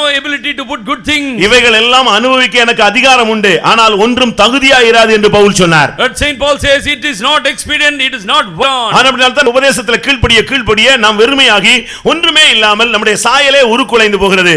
இதுதான் மறுரூபத்தின் ஒரு அம்சம். And this aspect of getting transformation so that we are disowning everything and changing ourselves. இந்த உபதேசம் தான் அவனை மாற்றுகிறது. This doctrine is going to change us. அதனால தான் மத்த சபைக்காரங்க சொல்றாங்க ஒரு நாள் போய்ட்டானா வர மாட்டான்னு சொல்றாங்க. They say if you sometimes you go to the Pentecostal church you will not come back. யோவானுக்கு ஒரு சீஷன் இருந்தான். And there was a யோவான் ஸ்நானகனுக்கு ஒரு சீஷன் இருந்தான். John the Baptist had a disciple. அந்திரேயா. And Andre ஒரு நாள் இயேசு அந்த இடத்துல கிராஸ் பண்ணி போனார். Jesus crossed this Andrews there. உடனே யோவான் ஸ்நானகனை கடந்து போனார். And he crossed John the அப்ப Baptist. யோவான் ஸ்நானகன் என்ன சொன்னா தெரியுமா? What John the Baptist said? இதோ உலகத்தின் பாவங்களை சுமந்து இருக்கிற தேவாட்டுக்குட்டி. He said, "Lo, the Lamb of God carrieth away the sins of the whole world." இந்த வார்த்தையை சொன்ன உடனே And he was speaking this word. இவர் மேல் பரிசுத்த ஆவி வந்ததை தேவன் நான் பார்த்தேன் என்று சொன்னான். I was able to see the Holy Spirit descending upon this man. இவருக்காகவே நான் வந்தேன் என்று சொன்னான். I was a forerunner of this man. உடனே அந்திரேயா அப்படியே இயேசுவுக்கு பின்னால போய் விட்டான். Andrew just walked behind, followed. கொஞ்ச தூரம் வந்த உடனே இயேசு அவனை பார்த்து கேட்டார், என்ன தேடிட்டு வர்றேன்னு கேட்டார். And Jesus questioned unto him, "Why do you follow me?" அப்ப அவன் சொன்னா, ரபி நீர் எங்கே தங்கி இருக்கிறீர்? Rabbi, where do you dwell? அப்பதான் இயேசு சொன்னாரு, And Jesus said, நீ வேணா வந்து பாருன்னு சொன்னார். "You come and see." அவருக்கு அட்ரஸ் கிடையாது. And no address for Jesus. எதுவும் சொந்தம் கிடையாது. There is no own. நரிகளுக்கு குழிகள் உண்டு, The foxes have பறவைகளுக்கு கூடு உண்டு, There is nest for மனுஷகுமாரனுக்கு தலை சாக்க இடம் கிடையாது. no place for son of man to lay his நீ head. வந்து பாரு என்று சொன்னார். He said, "Come and follow and see." அப்படியே இயேசுவோடு போய் ஒரு நைட் அவர் கூட தங்கினான். One night Andrew slept with Jesus. காலையில வந்து Morning time. அவங்க அண்ணன் பேதுருவை பார்த்து பேசினான். And to elder brother Peter. நான் நேற்று பைபிள்ல சொல்லப்பட்ட மேசியாவை பார்த்தேன்னு சொன்னான். Yesterday what the Bible or the law said the Messiah, but I was ஒரே ஒரு நைட் இயேசுவோடு தங்கின போது அவன் கடைசியாக சொன்னது இயேசுவை மேசியாவை நான் பார்த்து விட்டேன். One night he was tarrying with Jesus, he said back to Peter, "I saw the Messiah." உண்மையான சத்தியம் வேணும், பரலோகத்துக்கு போகணும்னு ஆசைப்பட்டேன்னா நீ ஒரு நாள் வந்து பாரு, அதுக்கு பின்பு நீ ஒழுங்கா வந்துகிட்டே இருப்பாய். Suppose one day if you come and see into us, you shall never go away from us. அந்த தாயும் தகப்பனுக்கும் அந்த கட்டளை கொடுக்கப்பட்டது. That commandment was offered to the father and mother. இந்த தாய் தகப்பன் எதை காண்பிக்கிறது? And what the father and mother speaks of? முதலாம் தெசலோனிக்கர்ல பார்க்கும் பொழுது In First Thessalonians இது அப்போஸ்தல ஊழியர்களை காண்பிக்கிறது. it speaks about the apostolic ministry. ஒரு ஊழியன் தாயை போன்று காணப்படுகிறான். And one ministry seemed to be like a mother. அதே ஊழியன் ஒரு தகப்பனை போல தென்படுகிறான். The same servant of God is seemed to be 1 father. தெசலோனிக்கர் 2ஆம் அதிகாரத்திலே பார்க்கும் பொழுது In First Thessalonians chapter 2 7ஆம் வசனத்திலே பால் கொடுக்கிற தாயானவள் தன் பிள்ளைகளை காப்பாற்றுகிறது போல நான் உங்கள் மேல் வாஞ்சையா இருந்தேன். Even we were gentle among you, even a nurse cherisheth their children. 1 தெசலோனிக்கர் 2ஆம் அதிகாரம் 12ஆம் வசனத்திலே தகப்பன் தன் பிள்ளைகளுக்கு சொல்லுகிறது போல நான் உங்களுக்கு சொன்னேன். And I have communicated unto you as a father comforted this child. அப்போஸ்தல ஊழியர்கள் என்பவர்கள் தாய் தகப்பனாக வர்ணிக்கப்படுகிறார்கள். The apostolic ministries, they are considered to be father and mother to you. அவர்களுக்கு இந்த உலகத்துல தாய் தகப்பன் யாரும் கிடையாது. And they do not have any father and mother. அவர்களுக்கு இந்த உலகத்துல வம்ச வரலாறு கிடையாது. They do not have a generation following. பழைய ஏற்பாட்டு ஊழியம் என்பது ஆரோனுடைய முறைமையானது.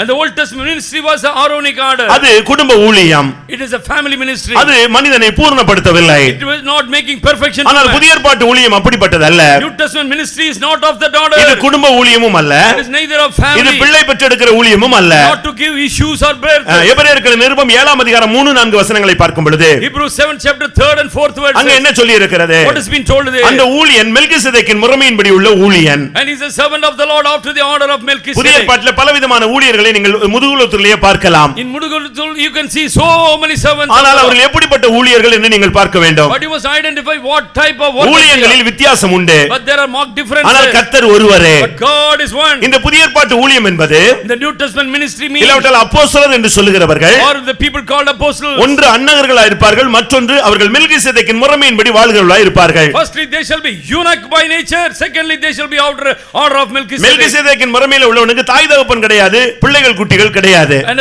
the order of the Melchizedek means no father and mother, no descendants after. இன்னும் சரியாக சொன்னால் Correctly to amplify. மத்தேயு எழுதின சுவிசேஷத்தில் பார்க்கும் பொழுது Matthew Gospel chapter 9. அவர்கள் பரலோக ராஜ்யத்தின் நிமித்தம் தங்களை அன்னகர்கள் ஆக்கிக் கொண்டவர்கள். And they have made themselves to be eunuchs for the kingdom of heaven. ஏங்க ஊழியக்காரங்க கல்யாணம் கட்ட கூடாதா? அப்படி எங்க சொல்லி இருக்கு? இப்படி எல்லாம் கேட்பாங்க. They shall be questioning why worker of the Lord should not get married. மத்தேயுல ரொம்ப அழகாக சொல்லி இருக்கிறது. But beautifully explained in Matthew Gospel.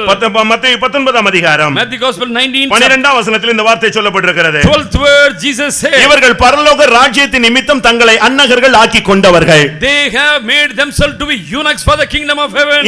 இந்த வார்த்தையை, இந்த வசனத்தை, இந்த உபதேசத்தை ஒரு விசுவாசி ஏற்றுக்கொள்ளணும்னா அவனுக்கு gift வரமு இருக்க வேண்டும். And if a believer is accepting this particular word of God, he must have a gift in him. மத்தேயு 19:11 இந்த வார்த்தை சொல்லப்பட்டிருக்கிறது. Matthew Gospel 19:11 it has been told. வரம் பெற்றவர்களே இந்த அன்னக ஊழியத்தை ஏற்றுக்கொள். Those who received gift only they will acknowledge eunuchs. ஏசாயா தீர்க்கதரிசன புத்தகம் In book of Isaiah 56ஆம் அதிகாரத்திலே in 56 புதிய ஏற்பாட்டு ஊழியம் அன்னக ஊழியம் என்று அன்றைக்கே தீர்க்கதரிசி சொல்லி வைத்தான். the prophet on the day itself he spake, this is order of the eunuchs. இயேசு ஒரு அருமையான அன்னக ஊழியத்தை செய்து முடித்தார். And Jesus perfectly accomplished a eunuch type of. எபிரேயர் 3ஆம் அதிகாரம் 1ஆம் வசனத்தின்படி And Hebrews 3rd chapter 1st இயேசு கிறிஸ்து பிரதான அப்போஸ்தலர் என்று அழைக்கப்படுகிறார். Jesus was called to be the high priest. அப்போஸ்தலர் என்று சொன்னால் அனுப்பப்பட்டவன் என்று அர்த்தம். Apostle means who was sent.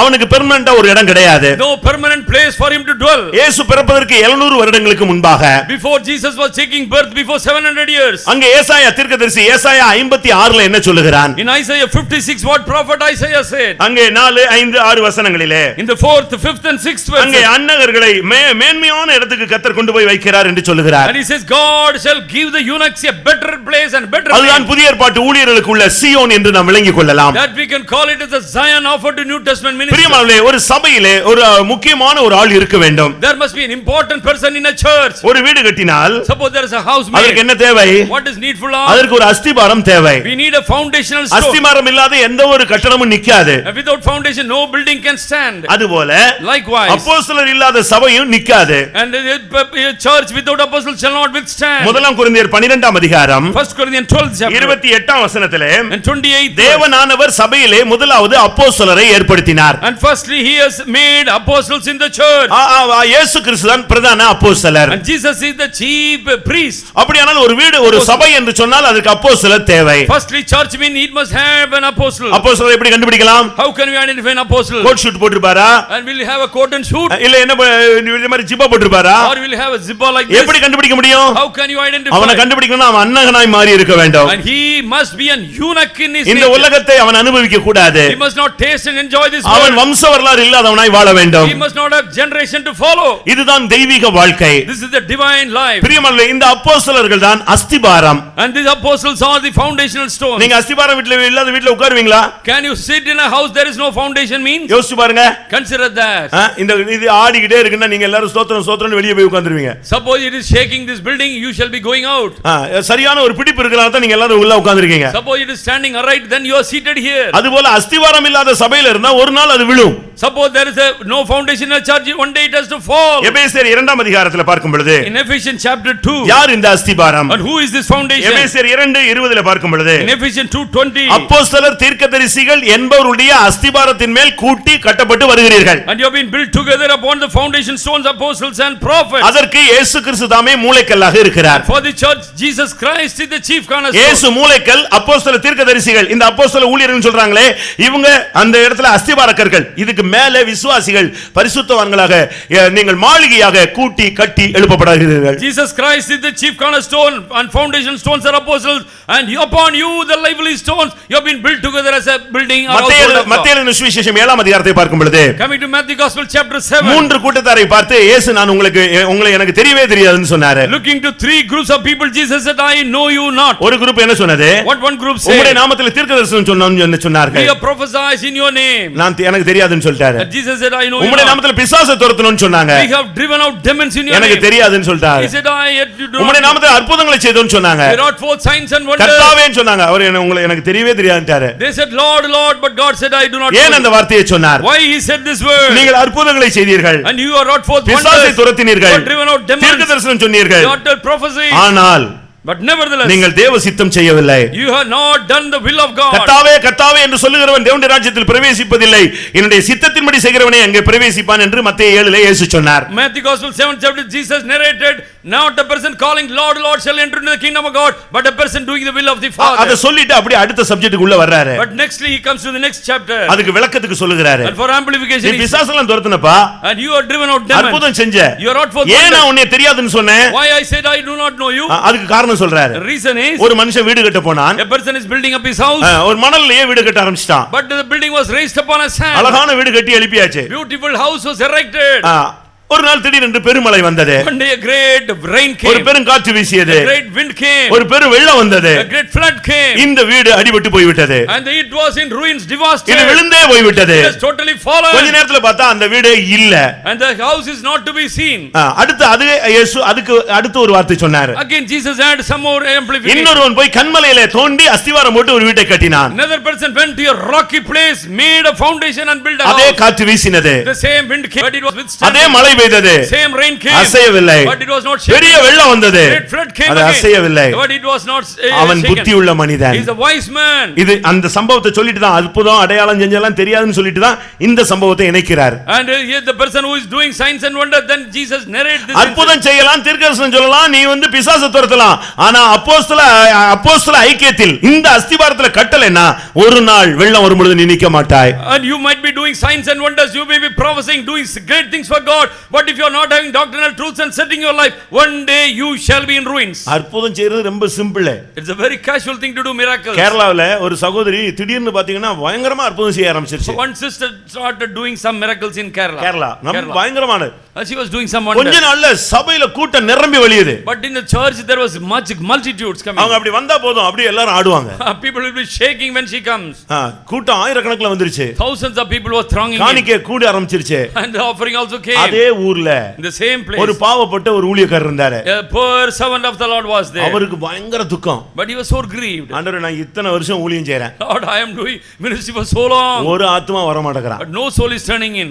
ஒருத்தன் வர மாட்டேங்கறான். But nobody is coming in. வந்தா 4 வாரம் அதோட ஓடி போயிடுறான். 4 weeks he is coming outwards, he is also departing. ஆனா நான் வசனத்தின்படி வாழ்றேன். But I am living according to the word. நான் ஜெபிக்கிறேன். I am praying. உபவாசம் போடுறேன். I am fasting. ஆனா இன்னைக்கு அந்த சிஸ்டர் வந்துச்சு பார்த்தா ஆடுறான் எல்லாம் ஓடுது என்ன சுவாமி இதுல எனக்கு சத்தியம் தெரியணும்னு கேட்டார். And I must know the truth God, but you must reveal why people are thronging unto the sister, not to me. வேற வழியே இல்லாம உபவாசம் போட்டாரு. And he fasted and prayed. அப்ப உபவாசம் முடிஞ்ச உடனே But after the fasting was over, கர்த்தர் சொன்னாரு, God said to him, அந்த சகோதரியை போய் பாருன்னு சொன்னார். go and visit that sister. அங்க போனா And when he visited, பயங்கரமான அற்புதம் நடந்துட்டு இருக்கு. there was a great wonder taking place. பயங்கரமான கூட்டம். And great multitudes. அந்த சிஸ்டர் அப்படி என்டர் ஆயின உடனே ஹால்ல இருக்கிறவங்கள முக்கால் வயசு பேர் ஆடுறான். And when she comes inside, many people are shaking their heads. இவரும் போனாரு. And he went there. இவருக்கு ஒண்ணுமே புரியல. He was unable to understand. இந்த பவர் இவ்வளவு பவர் வேலை செய்யுது. How she so much ஆனா ஆவியானவர் சொன்னார் நீ போ. And spirit of the Lord urged him to go. உள்ள வந்தாரு. And he came in. இன்னும் போன்னு சொன்னாரு. And go with some more. அங்க எல்லாம் ஆடுறாங்க இவர் அப்படியே தாண்டி அந்த சிஸ்டர் கிட்ட வந்தாரு. And he came to the sister closely. இப்போ இந்த சிஸ்டர் ஆட ஆரம்பிச்சது. And the sister shot shaking. இப்போ இந்த சிஸ்டர் ஆட ஆரம்பிச்சது. And now the sister was shaking. எல்லாரும் அப்படி ஸ்டாப் ஆயிடுச்சு. All people stopped. இப்போ இவர் நின்னுட்டே இருந்தாரு. And he was standing there. அந்த சிஸ்டர் பயங்கரமா ஆடி நான் யார் தெரியுமான்னுச்சு. And the sister told after shaking, who am I? மொத்த காங்கிரிகேஷன் அப்படி ஸ்டன் ஆகி போயிடுச்சு. All the congregation was stunned to see this. இவர் சொன்னாரு இயேசுவின் நாமத்துல இப்ப போறியான்னு கேட்டார். And he said, in the name of Jesus, are you going to go? இதெல்லாம் என்னன்னு கேட்டார். And what is all this? நான் ஒரு பெரிய பவர், இதெல்லாம் சின்னது, இதனால என் பவர்ல இதெல்லாம் ஆட வச்சிட்டு இருக்கேன். That I was making them to shake because of my little power. பொத்துன்னு விழுந்துட்டாங்க. And she has fallen. அவ்வளவுதான், கூட்டெல்லாம் கலஞ்சி ஓடியே போயிடுச்சு. All the multitude gone from her. எதுக்கு சொல்றேன்னா, Why I say this? அங்க கிறிஸ்துவாகிய அஸ்திவாரத்துல இல்ல வேற ஒரு ஆள் வேலை செஞ்சிட்டு இருக்கான். And some other person was working, foundational Christ was absent. பிரியமானவர்களே, நீங்கள் அற்புதங்களை செய்துதான் நீ கண்டுதான் இப்ப அற்புதம் நடந்துச்சுன்னா இந்த ஊர்ல பாதி பேர் இங்க உட்கார்ந்திருப்பாங்க. இப்போ Suppose there is a signs and wonder taking place, half of the city will be here. அற்புதம் தீர்க்கதரிசனம் ரொம்ப simple. It is a very casual thing to do signs and அதுக்கு wonder. பின்னால யார் இருக்கான்னு உங்களுக்கு தெரியாது. But you will not know who is standing behind. ஆனால் அஸ்திவாரத்துல இல்லன்னா ஒரு நாள் நீ அடிபட்டு போயிருவே. One day you are going to be devastated if there is no foundation. கன்மலையின் மேல் அஸ்திவாரம் தோண்டி அஸ்திவாரம் போட்டவன் அவன் புத்தியுள்ள மனுஷன். Is the wise man who founded is building upon a rock. இப்போ உன்னை சொல்லுவாங்க பெந்தகோஸ்லயே போயிட்ட நீ பைத்தியக்காரின்னு. இன்னும் கொஞ்ச நாள் கழிச்சு வெள்ளம் வரும்போது தெரியும் நீ ஞானியா அவங்க பைத்தியக்காரங்களான்னு தெரியும். And after a spell, now they will be saying you are a foolish woman. When the flood is going to come, they will say whether you will be able to understand your வசனத்தை பாரு, வசனம் கரெக்ட்டா இருந்தா இங்க வந்து சேரு. If the Bible is correctly quoted, you come here. கர்த்தருடைய பரிசுத்த நாமத்துக்கு மகிமை உண்டாவதாக. Praise be to the name of the Lord. அந்த குழந்தைக்கு, அந்த உயிர்த்தெழுந்த குழந்தைக்கு, அந்த உயிரோடு எழுப்பப்பட்ட குழந்தைக்கு ஆகாரம் கொடுக்கப்பட்டது. And the food or meat was served unto the quickened child. பரிசுத்தாவி பெற்றவனுக்கு அப்போஸ்தல உபதேசம் ஃபீட் பண்ணப்பட வேண்டும். Apostolic meat was to be served person who received the highly. எல்லாவற்றுக்கும் மேலாக On the top of everything. நாம் இந்த உலகத்துக்குரியவர்கள் அல்ல. And we are not of this world. நமக்கு இனிவரும் ஒரு உலகம் இருக்கிறது. And we have some other world to come. நம்ம இப்ப அபிஷேகத்தில் நிரம்புறமே, அது இனிவரும் உலகத்தினுடைய ஒரு சக்தி. And it is the power of the other universe. புரியுதா உங்களுக்கு எல்லாருக்கும்? And you are able to understand. எபிரேயர்கள் நிருபம் 6ஆம் அதிகாரத்திலே And Hebrews chapter 6. இனிவரும் பலனை, இனிவரும் உலகத்தின் பலனை நாம் ருசி பார்த்தவர்கள். And we have tasted the sweetness of the other world to come. நீ பரலோகத்தை பார்த்தியான்னு கேட்பான். And they will ask whether you have seen the heaven. பரலோகத்தை பார்க்க வேண்டாம், டேஸ்ட் பண்றோமே, நம்ம டெய்லி டேஸ்ட் பண்ணிட்டு தான இருக்கிறோம். Every day we are tasting the sweet refrain of அதனால heaven. வேதம் சொல்லுகிறது, What the Bible says. ஒரு தரம் பிரகாசிக்கப்பட்டும் And once you have been enlightened, பரம ஈவை ருசி பார்த்தும் you have tasted the இனிவரும் உலகத்தின் பலனை ருசி பார்த்தும் the powers of the world to come. இந்த நம்ம அபிஷேகத்தில் நிரம்புறது ஒருவேளை மத்தவனுக்கு புரியாது, உனக்கும் புரியாது. When sometimes you will be ignorant, other person cannot perceive. ஆனா But the hidden truth. இனிவரும் உலகத்தினுடைய வல்லமை நமக்கு தங்கி கொண்டே இருக்கிறது. The power of the world to come is residing in us. அதனால இந்த உலகத்துல நாம் இந்த உலகத்துக்குரியவர்கள் அல்ல. We are not of this mundane இயேசு world. என்ன சொன்னார் தெரியுமா? What Jesus said. நான் இந்த உலகத்தான் அல்ல. I am not of this world. நீங்களும் இந்த உலகத்துக்குரியவர்கள் அல்ல. So you are not of this world. நான் இந்த உலகத்துக்குரியவனா இருந்தால் என்னுடையவர்கள் போராடி இருப்பார்கள். If I am of this world, my people could have wrestled for me. நான் உலகத்தான் அல்ல. I am not of this world. ஆனபடியால் இந்த உலகம் என்னை பகைக்கிறது. Therefore this world hated me. அப்ப ஆண்டவரை பின்பற்றுகிறோம், நாம் உலகத்தார் அல்ல. ஆனபடியால் தான் இந்த உலகம் நம்மை பகைக்கிறது. And because we are following Jesus, therefore world hated us. இன்னைக்கு எத்தனை பேர் உலகம் உங்களை பகைக்கிறதுன்னு துக்கப்படுறீங்க? How many of us are grieved because world is hating you? அப்பமே நீ புரிஞ்சுக்கணும், உன்னை ஆண்டவர் நேசிக்கிறார், நீ பரலோகத்துக்குரிய ஒரு ஆள். And you must mark and understand, therefore God loves you. You are part of நீங்க heaven. இந்த உபதேசத்தை கேட்டால் மட்டும் போதாது. Not only you are paying heed to the இந்த doctrine, உபதேசத்தை கேட்டு listening to the உங்களுடைய doctrine, வாழ்க்கையை நீங்கள் மாற்ற வேண்டும். and you must change your life. இந்த அபிஷேகத்தில் நிரம்ப And when you have the unction of the Spirit, உன்னுடைய கோபம் அடங்கி போயிருது. oh, anger is to go into go. உன்னுடைய இச்சை உன்னை விட்டு போயிருது. The lusting is to get vanished. உன்னுடைய கேரக்டர், உன்னுடைய சுபாவங்கள் எல்லாம் மாற்றம். There is a change in the character or traits. ஒருவேளை உலகம் உன்னை கோலைன்னு சொல்லும். Maybe the world will say you are ஆனா covered. ஆண்டவர் உன்னை பரிசுத்தவான்னு சொல்வாரு. God will say you are holy. அதுதான் நமக்கு முக்கியமானது. That is the testimony of God. எந்த இடத்துல பவுல் மற்றவங்களை அடித்தானோ அதே இடத்துல அடி வாங்கினார். And in the place where he beat the saints, there he took the blood. ஆவியா இருக்கிற கர்த்தராலே அந்த சாயலாகத்தானே மகிமையின் மேல் மகிமை அடைந்து நாம் மறுரூபப்படுகிறோம். And by the Spirit of the Lord we are putting on glory upon glory and get transformed. இந்த உலகத்துல நாம் இருக்கக்கூடியவர்கள் அல்ல. And we are not to reside in this ஒன்று world. கண்ணை மூடினா பரலோகத்துக்கு போகணும், இல்லாட்டா இயேசு வரும்பொழுது எக்காலம் ஊதினால் நாம் பரலோகத்துக்கு போய் சேரணும். If you are closing our eyes, we have to be on the other side, or if Jesus comes, we have to fly off from this world. இந்த உலக வாழ்க்கை கொஞ்ச காலம் தான். Temporal is this world life. நீங்க விரும்பினா கூட உங்களால கூட கொஞ்சம் வருஷம் இருக்க முடியாது. Suppose you are trying to level best, you cannot extend your life. Correct punctual டைத்துக்கு உன்னை தட்டிடுவார். Correct time, you shall be knocked to other shore. ஒரு நிமிஷம் கூட முன்ன பின்ன நீ கிராஸ் பண்ண முடியாது. You cannot cross even a minute. ஆனா உனக்கு சாவில நம்பிக்கை இருக்கிறதா? But do you have hope in your death? இன்னைக்கு இயேசு வந்தா போணும்னு ஆசைப்படுறவங்க எல்லாம் கை வைத்துங்க. Hallelujah. சரி, இப்ப வீட்டுக்கு போகக்குள்ள சாவு வந்துருச்சு, அதுக்கு ரெடியா இருக்கிறவங்க கை வைத்துங்க. Hallelujah. அதாவது அல்லேலூயா சொன்னதுனால சொல்லிட்டீங்க. ஆனா உங்களை எத்தனை பேருக்கு இன்னும் எவ்வளவு ப்ரோக்ராம் வச்சுட்டு வந்திருக்கீங்க பாவம். You must be charting out so many programs to perform now. இப்போ 9 மணிக்கு அடுத்த ப்ரோக்ராம் இருக்கு. நீங்க இங்க அல்லேலூயா போட்டா கூட பஸ் ஏறணும். What, suppose 9 o'clock I am saying hallelujah, you must go to the ஆனா bus. பிரியமானவர்களே, நாம் இந்த உலகத்தை விட்டு நாம் அடுத்த கரைக்கு போக வேண்டியவர்கள். And we have to cross this world, go to the other shore. இந்த உலகம் நமக்கு சதமானது அல்ல. And this world is not permanent. உலகம் நமக்கு ஒரு பாத்திரமா இருக்க கூடாது. This world is not worthy of us. அப்படியானால் இந்த உலகத்தில் இந்த அப்போஸ்தல உபதேசத்தில் இருந்தால் மட்டும் போதாது. Therefore it is not suffice you are abiding the doctrine of இந்த the உலகத்துக்கு apostles. ஒத்த வேஷம் தெரியாமல் வாழ்ந்து காட்ட வேண்டும். And you must live a life not connected with vanity of the மத்தேயு world. எழுதின சுவிசேஷம் Gospel of Matthew 14ஆம் அதிகாரம் 14th chapter 28 29 வாசியுங்கள். and 28 and 29 please. பேதுரு அவரை நோக்கி, ஆண்டவரே, நீரே ஆனால் நான் ஜலத்தின் மேல் நடந்து உம்மிடத்தில் வர கட்டளையிடும் என்றான். அதற்கு அவர் வா என்றார். அப்பொழுது பேதுரு படவை விட்டு இறங்கி இயேசுவினிடத்தில் போக ஜலத்தின் மேல் நடந்தார். ஆண்டவரே, நீரே ஆனால் நான் ஜலத்தின் மேல் நடந்து உம்மிடத்தில் வருகிறதற்கு எனக்கு ஒரு கமாண்ட் கொடுங்க, ஒரு கட்டளை கொடுங்கன்னு கேட்டான். Lord, if it be thou, bid me so that I can come on the waters, Peter asked Jesus. இதுவரைக்கும் நமக்கு அவர் கட்டளையிட்டு கொண்டே இருந்தார். So far he was commanding us. இப்போ இவன் கடைசியா போய் கேக்குறான், நீங்க எனக்கு ஒரு கட்டளை கொடுங்கன்னு கேக்குறான். Now he is soliciting, God, you give me one இவங்க command. படவுல போய் கொண்டிருந்த பொழுது, And they are going in the journey. அக்கறை பயணத்துக்கு போய் கொண்டிருக்கும் பொழுது, They are going to the other shore. இப்பொழுது பயங்கரமான ஒரு போராட்டம். And there was a boisterous wind. இப்பொழுது அவங்க தடுமாறினாங்க. And now they were all fallen. தடுமாறின பொழுது இயேசு அதை அறிந்தார். And Jesus was able to perceive their ஆவிக்குரிய வாழ்க்கையிலே உங்களுடைய தடுமாற்றங்கள் உடனே தேவனுக்கு தெரியும். And God will know spiritually where you are getting offended. விசுவாசத்துல தடுமாறியா? And you are stumbling in faith. பிரதேசத்துல தடுமாறியா? Or in consecration. பாவத்துல சிக்கி தடுமாறியா? Or you are captivated in sin. என்ன நடந்துச்சு தெரியுமா? You know what had happened? இவங்க நைட் எல்லாம் பயங்கர கஷ்டப்படுறாங்க. The whole night they were trying to salvage. அந்த நேரத்துல என்ன நடந்தது? What had happened? இயேசு கரையில இருந்தார். Jesus was in the our shore. ஆவியிலே உணர்ந்தார். And he was able to see in the spirit. உடனே அந்த தண்ணீர் மேல நடந்து வந்து விட்டார். And he walked on the ocean and came அந்த to நாலாம் ஜாமத்திலே இயேசு இந்த படவண்டை வந்தார். the fourth watch of the night Jesus came to the ship. இந்த நாலாம் ஜாமங்கிறது காலையில 3:45 மணி.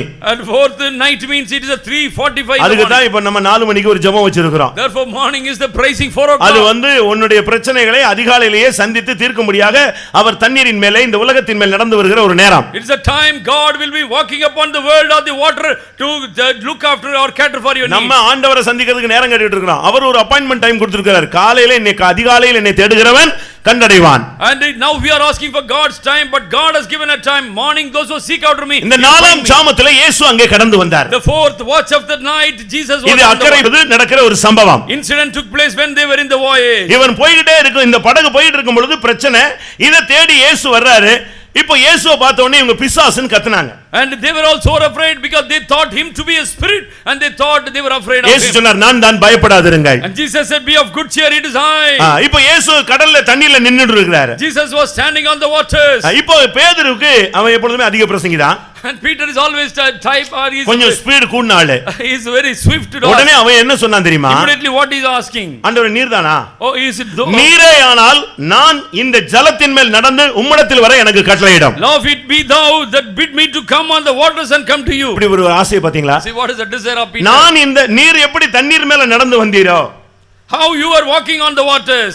நீரே ஆனால் If it is you, நான் இந்த கடல்ல தண்ணி மேல நடந்து உம்மிடத்துல வந்து சேரணும். that I must also set pace upon the water and walk. இந்த ஜலம், இந்த தண்ணீர் உலகத்தை காண்பிக்கிறது. This water or ocean, it speaks of this world. இயேசு வரும் பொழுது When Jesus comes, நீ அவரை சந்திக்க வேண்டுமானால், and if you have to meet him, நீ இந்த உலகத்தின் மேலே உலகத்தான் அல்லாதவனாக உலகத்தின் மேல் நீ நடந்து போய் தான் அவரை சந்திக்க வேண்டும். and you must not be part of the world, you must walk upon the face of the world. இந்த உலகத்தை விட்டு நாம் கடந்து போக வேண்டுமானால் இந்த உலகத்தில் மூழ்கி விடக் கூடாது. And if you have to cross the world and go, we must not get plunged இந்த உலகத்தில் மூழ்கிறவன் இயேசுவை சந்திக்க முடியாது. The person getting plunged in the world cannot meet இந்த him. உலகமும் அந்த ஆசை இச்சைகளும் ஒளிந்து போகும். Because the world, the lust thereof shall be perished. உலகத்திலும் உலகத்தில் உள்ளவைகளிலும் அன்பு கூறாதிருங்கள். Love not the world and the things thereof. இன்னைக்கு உலகத்தின் வேஷம் சபைக்குள்ளே புகுந்திருக்கிறது. Today the love of the world has get penetrated into கண்களின் இச்சை, மாம்சத்தின் இச்சை, ஜீவனத்தின் பெருமை இன்றைக்கு மனித வம்சத்தை, மனித ஜாதியை அலக்கழித்துக் கொண்டிருக்கிறது. The lust of the eye, lust of the flesh and the pride of life has penetrated in the lives of the இன்றைக்கு people. இயேசு வரக்கூடிய ஒரு காலம். Today this is the time Jesus shall appear. இயேசுவை நீ சந்திக்க வேண்டுமானால், And if you have to meet you, அவர் உலகத்தை ஜெயித்தவர். he is overcomer of the world. திடன் கொள்ளுங்கள், நான் உலகத்தை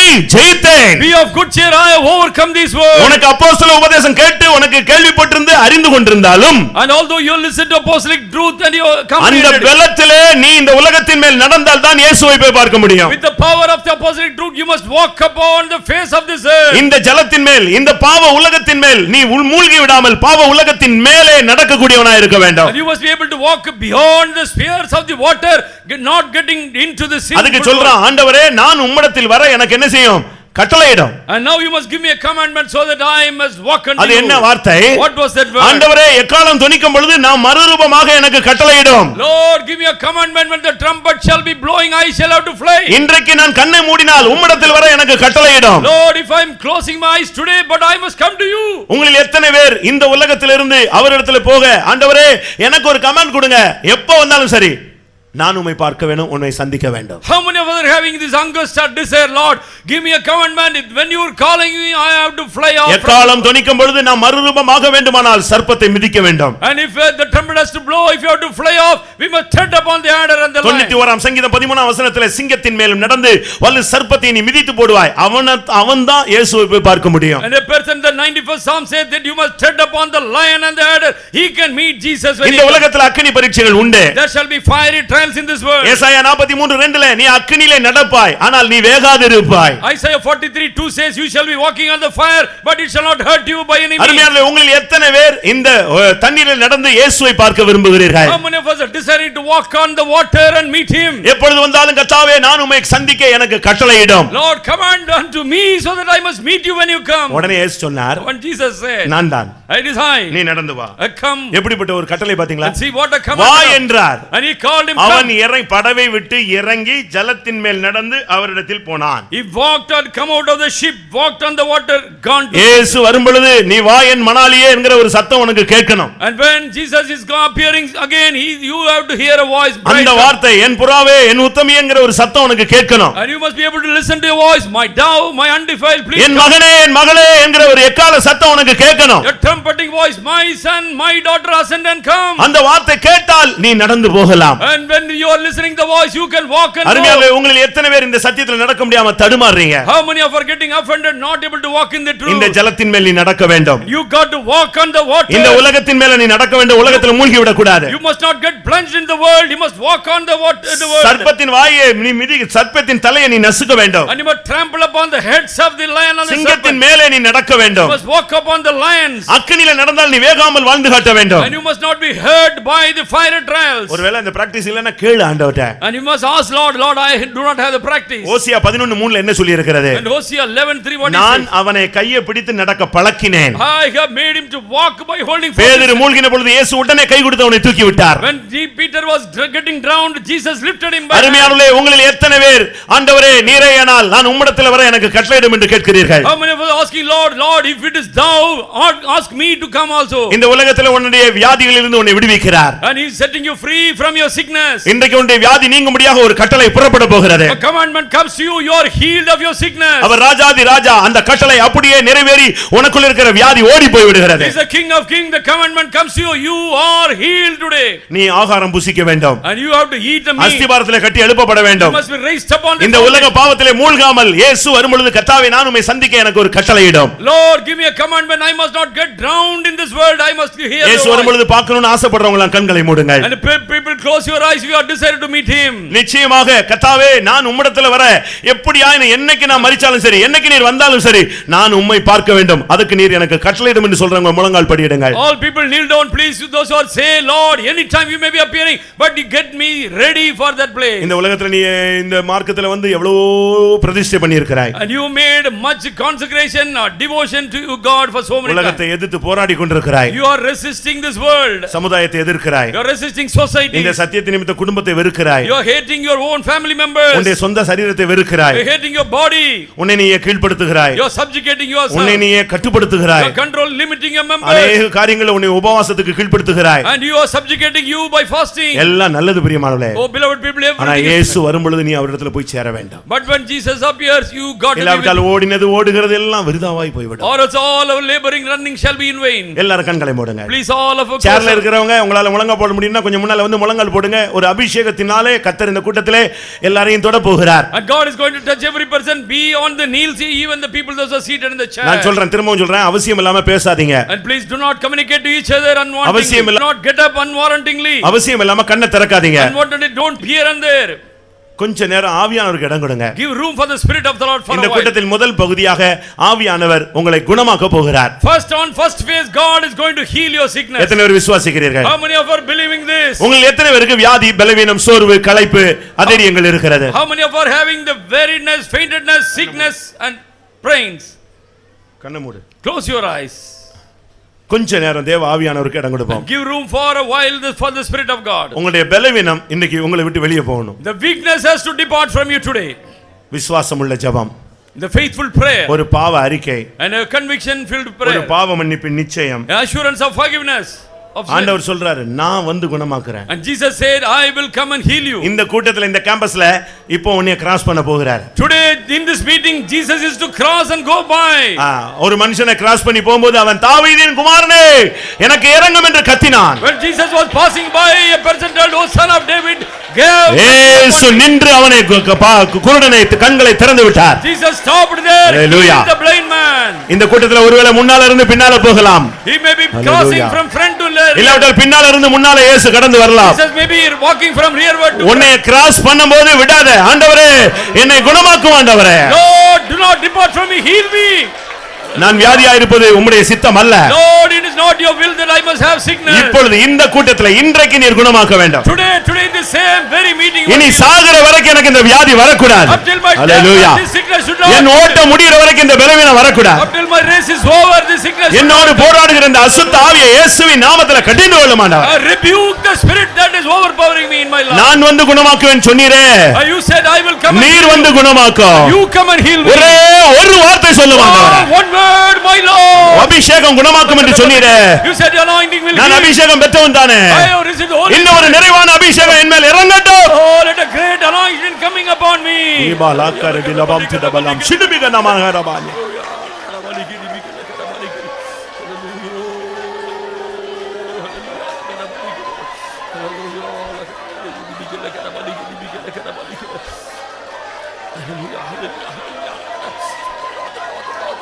Kurabala kshala hibina nibala. Ribala bakara bakatu dabakati dabakati dibi. Amen. Hallelujah. வல்லமை இறங்குகிறது. The power is descending. Amen. Dabakara bakatu dabakati dibi dabakati. Amen. ஆம். நான் பிறந்ததிலிருந்து Right from birth. 40 வருஷமா ஒருத்தனுக்கு நடக்கவே முடியல. 40 long years a person was unable to walk. நல்ல குடும்பத்துல பிறந்தான். He was growing forth in a good family. கடைசியில நிலவரம் பிச்சை எடுக்க வைத்து விட்டது. Lastly he became a beggar in his life. இப்போ கர்த்தர் அவனை சுகமாக்குகிறார். Now God is healing him. அந்த வல்லமை வந்த பொழுது அவன் நின்றான், நடந்தான், குதித்தான், ஓடினான், நின்றான், நடந்தான். அபிஷேகம் வந்து அவனை குணமாக்குகிறது. The power comes upon him. He is walking, jumping, yelling and shouting. இப்பொழுதே ஆவியானவர் உன்னை எழுப்புகிறார். The Spirit of the Lord is raising you up right now. ஓ அசுத்த ஆவி ஓடட்டும். The evil spirit be departed. உன் வியாதிகளை கர்த்தர் சிலுவையிலே மாற்றுகிறார். And God is removing your sickness on the cross. அபிஷேகத்தை கட்டுப்படுத்தாதீங்க. Don't limit your anointing. ஆவியானவர் உன்னை சுகமாக்கட்டும். The Spirit of the Lord heal you. கிறிஸ்து உன்னை குணமாக்குகிறார். Christ is healing you.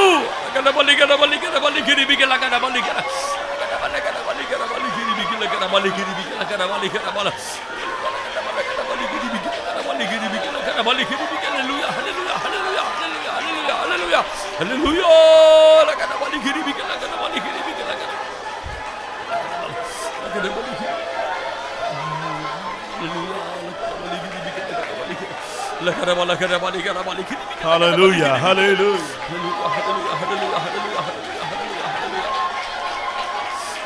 Bala baria la bakara bala katida bala katida bala katida.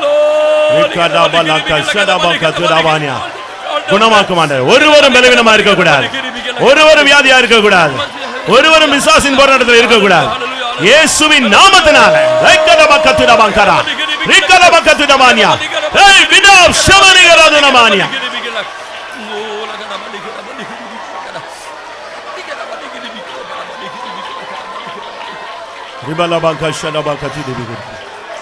Amen.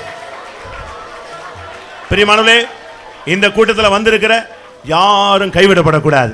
None must be forsaken, those who come to this எந்த meeting. சூழ்நிலையில் நீங்கள் கைவிடப்பட அந்த சூழ்நிலையில் தள்ளப்படக்கூடாது. And you must not be rejected or forsaken on any situation. ஆண்டவரே நீர் மெய்யான தேவன். Lord, you are a living நீர் God. எனக்காகத்தான் வரப்போகிறீர். And you are going to appear for me. அப்படியானால் நான் இந்த உலகத்தின் ஓட்டத்தை முடிக்கும் பொழுது இல்லாவிட்டால் எக்காலம் தொட்டில் வர எனக்கு கட்டளையிடும் ஆண்டவரே. Lord, command so that I must be able to come to you when you come. எத்தனை பேர் அப்படி கேட்கிறீர்கள் பிரியமானவரே? How many of you are asking this question? இயேசுவே நீர் வரும்பொழுது நான் உம்மை பார்க்க வேண்டும். Lord, when you appear, I must be able to behold N you. மீட்பர் உயிரோடு இருக்கிறார். My Redeemer lives. அந்நிய கண்கள் அல்ல, Not a stranger. என் சொந்த கண்களே அவரை காணு. Mine eyes shall behold him.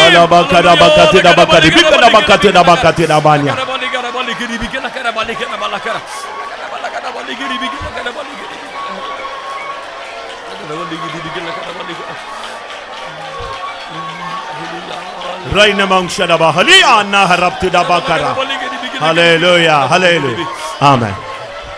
ஒரு நிமிஷம், எத்தனை பேருக்கு இயேசு வரும் பொழுது எனக்கு அந்த கட்டளை கொடுக்கணும், அவற்றிருந்து ஒரு வார்த்தை வந்தா நான் எந்த சூழ்நிலையில் இருந்தாலும் என்னை சரிப்படுத்தி கொண்டு போயிடுவார், எனக்காக நீர் ஒரு கட்டளையிடும் ஆண்டவரே, நீர் வரும் பொழுது நான் உம்மை சந்திக்க எனக்கு கட்டளையிடும். எத்தனை பேர் கேட்கிறீங்க வாயை திறந்து? How many of you are asking God, give me a commandment, I must be able to meet you when you come? எத்தனை பேருக்கு வாஞ்சை இருக்கிறது? How many of you are having the desire? ஆண்டவரே நீர் எப்பொழுது வந்தாலும் நான் உம்மை சந்திக்க எனக்கு கட்டளையிடும். Lord, command me, I must be Hallelujah. able to meet you when you come. என் மகன் உம்மை சந்திக்க வேண்டும், I must meet N you. குடும்பம் உம்மை சந்திக்க வேண்டும். Family must meet you. ஆண்டவரே அப்படி ஒரு கட்டளையை நீர் சொல்லும் ஆண்டவரே. Lord, speak, give a commandment. மகனே நான் உன்னை சேர்த்துக் கொள்வேன் என்று சொல்லும் ஆண்டவரே. Lord, say I will. மகளே என்னிடத்தில் வர நான் உனக்கு கட்டளையிடுவேன் என்று சொல்லும் ஆண்டவரே. Lord, say Lord, I will gather you myself.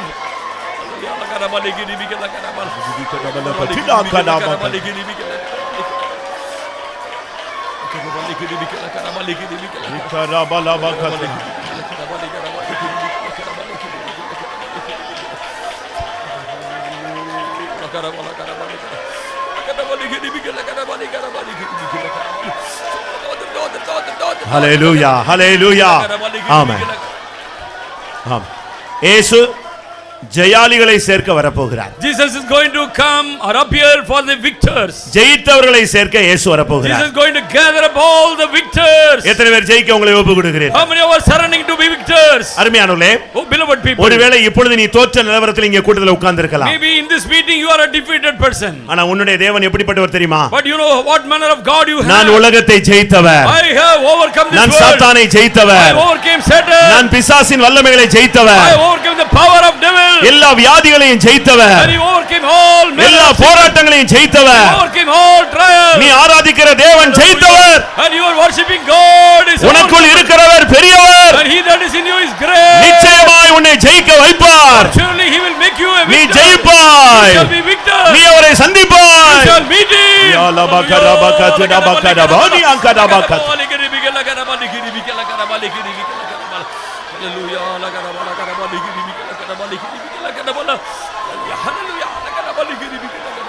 ஆமென். பல இடத்துல நீ தோற்று போயிருக்கலாம், And you are a defeated person in many places. பல காரியங்களிலே தோற்று போயிருக்கலாம், Defeated in many counts. இல்ல வாழ்க்கையில துவக்கத்திலிருந்தே தோல்வி தோல்வி தோல்வி இப்படியே நீ புலம்பி இருக்கலாம். Right from your beginning up till now you are on defeat and lamenting. அப்படி யாராவது வேதனையோடு இருக்கிறீங்களா? Is there any people are fumigating like ஆண்டவரே that? என்ன நீர் ஜெயிக்க வைக்கணும் ஆண்டவரே. Lord, you must make me a என் ஓட்டம் overcomer. ஜெயத்தோடு முடிய வேண்டும் ஆண்டவரே. Victoriously I must finish my race. எத்தனை வாலிபர்களுக்கு அப்படி ஒரு ஆசை? How many youths are having the desire? ஆண்டவரே நான் ஜெயிக்க வேண்டும், Lord, I must be a overcomer. நீர் வரும்பொழுது நான் உம்மை பார்க்க வேண்டும், When you appear, I must வேற be ஒண்ணு வேண்டாம் ஆண்டவரே I எனக்கு. do not have any other like. ஹல்லேலூயா. எத்தனை பேருக்கு அப்படி ஆசை? How many of you are having the desire? Hallelujah. La karabala tura. Karabali giri bikala karabali giri bikala karabali giri bikala karabala. Karabali karabala. Karabala giri bikala. Karabala karabali karabali giri bikala. Karabali karabali karabali giri bikala karabala.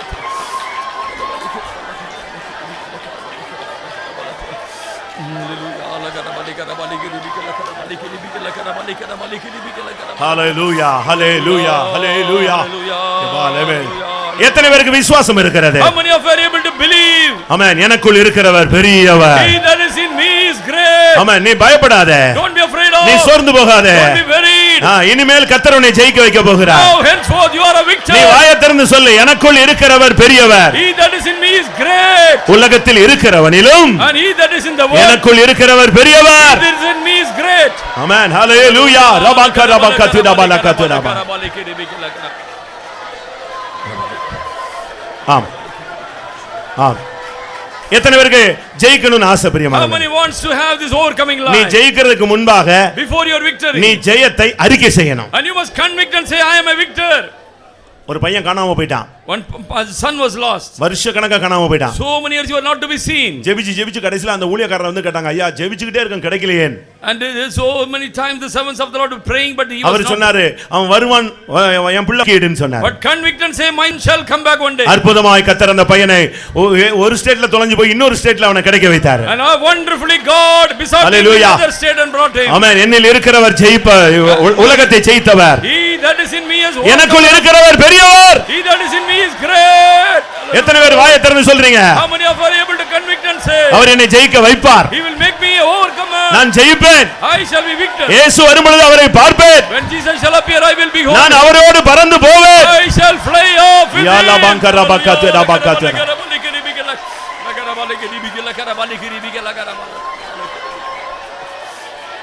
ஆம். ஆம். ஒரு பாடல், எங்கும் ஜெயம். நீ எங்க இருந்தாலும் உன் வாழ்க்கையில எங்க இருந்தாலும் சரி, அங்க நீ அக்கினி சூளையில கிடந்தாலும் சரி, பாதாளத்துல போய் கிடந்தாலும் சரி, அங்கேயும் கர்த்தர் உன்னை ஜெயிக்க வைப்பார். Every place there shall be victory for you. You may be in hell or in fire. நீ God is going to give you எது செய்தாலும் அதுல ஜெயம். whatever you may be doing, but there is a victory for you. எங்கும் ஜெயம், எதிலும் ஜெயம். In every place, in everything you are having victory. இன்னைக்கு அல்ல, நாளைக்கு அல்ல, எப்போதும் ஜெயம். Not today or tomorrow, but forever.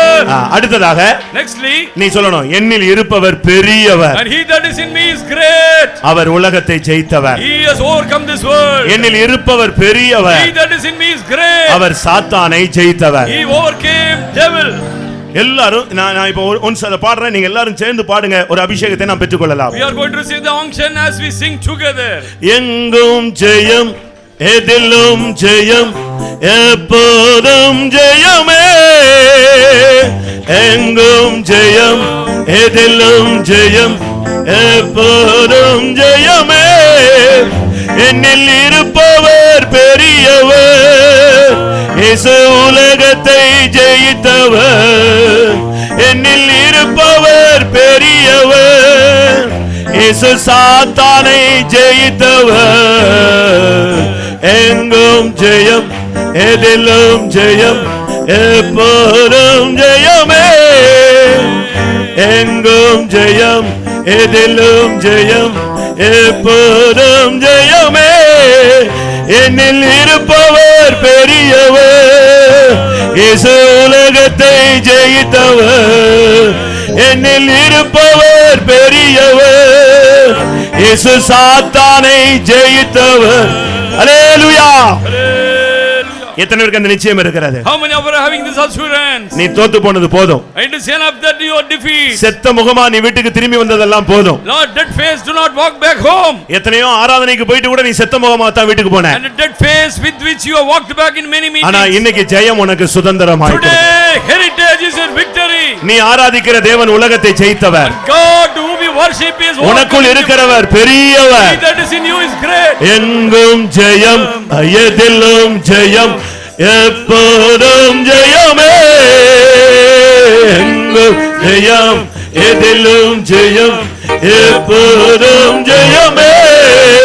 என்னில் இருப்பவர் பெரியவர், இயேசு உலகத்தை ஜெயித்தவர்.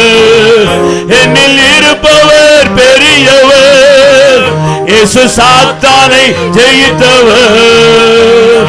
எங்கும் ஜெயம், பாருங்க. எதிலும் ஜெயம், எப்போதும் ஜெயமே.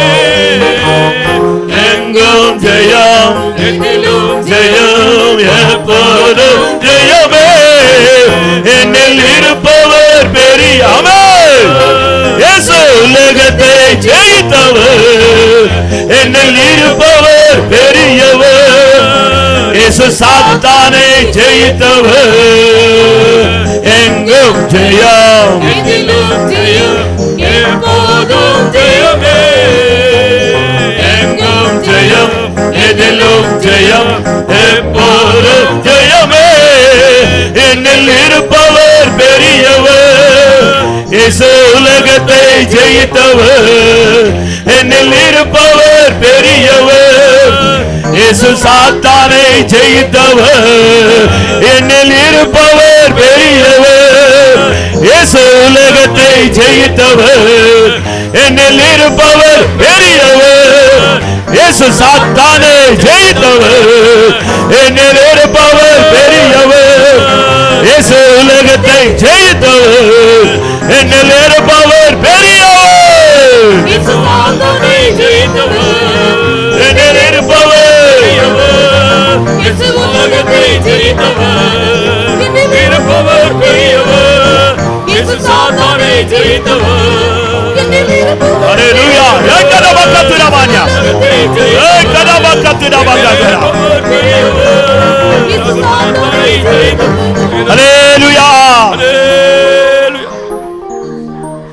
அபிஷேகம் பெற்றவங்க மாத்திரம் கை வைத்துங்க பார்க்கலாம். All the people received anointing, raise up your arms. இன்னும் ஒரு 5 நிமிஷம் டைம் தருவார். 5 minutes only. இது எதுக்கு தெரியுமா? You know why this minute? உனக்குள்ள ரெட்டிப்பான வல்லமை இப்ப வர போகுது. In double portion of the anointing is going to come upon you. ஒரு காலத்துல Once upon a time, எலியாவும் எலிசாவும் போன பொழுது, and when Elijah was walking with Elisha, எலியா சால்வை எடுத்து அடித்தான், யோர்தான் இரண்டாக பிளந்தது. Elijah he smote the Jordan and was divided with the mantle too. ரெண்டு பேரும் கிராஸ் பண்ணி போயிட்டாங்க. They crossed and gone. இப்போ எலியா எடுத்துக்கொள்ளப்பட்டு விட்டான். Now Elijah was caught up. இப்போ திரும்பி வந்தா, And when he walked back, அந்த யோர்தான் திரும்ப மூடி கொண்டிருந்தது. and once again the Jordan was normal.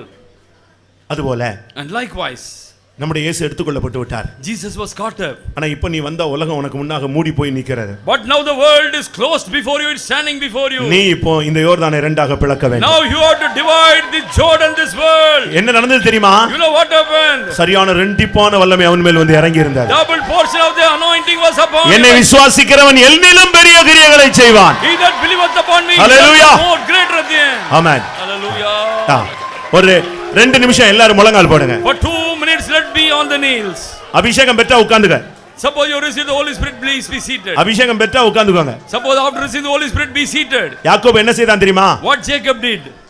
5 மணி நேரத்துக்கு மேல அவன் போராடி இருக்கிறான். 5 hours plus he was wrestling in prayer. ஆசீர்வாதத்துக்காக தேவதூதனோடு 5 மணி நேரத்துக்கு மேல போராடி இருக்கிறான். And plus 5 hours he was wrestling with the angels for blessing. வெளிய எழும்பும்போது எப்படி நடந்துச்சு, என்ன வந்தா எப்படி நடந்தான் தெரியுமா? You know after the wrestling how he walked. தொடைச்சந்து சுளிக்கு போய் நொண்டி நொண்டி நடந்தான். ஆனா ஆசீர்வாதம் அவனை நிரப்பி இருந்தது.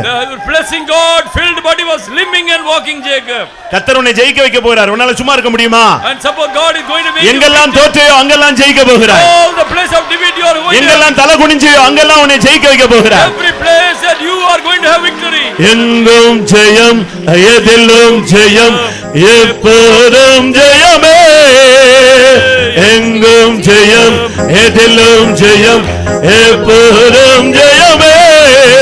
என்னில் இருப்பவர் பெரியவர், இயேசு உலகத்தை ஜெயித்தவர். என்னில் இருப்பவர் பெரியவர், இயேசு சாத்தானை ஜெயித்தவர். எங்கும் ஜெயம், ஜெயம், எப்போதும் ஜெயமே. எங்கும் எதிலும் எப்போதும் ஜெயமே. என்னில் இருப்பவர் என்னில் இருப்பவர் பெரியவர், இயேசு சாத்தானை ஜெயித்தவர். பெரியவர், இயேசு உலகத்தை ஜெயித்தவர். ஆமென். ஏகரபக்கத்துடமானியா, ஏய் ஷினவனா ரபக்கத்துடமானியா. இருப்பவர் பெரியவர். ஏகரபக்கத்துடமானியா, ரெகமேனா கரபக்கத்துடமானியா, ரெபக்கரபலக்கத்துடமானியா. ஹalleluya, ஹalleluya. Thank you Lord. Thank you, thank you, thank you Lord.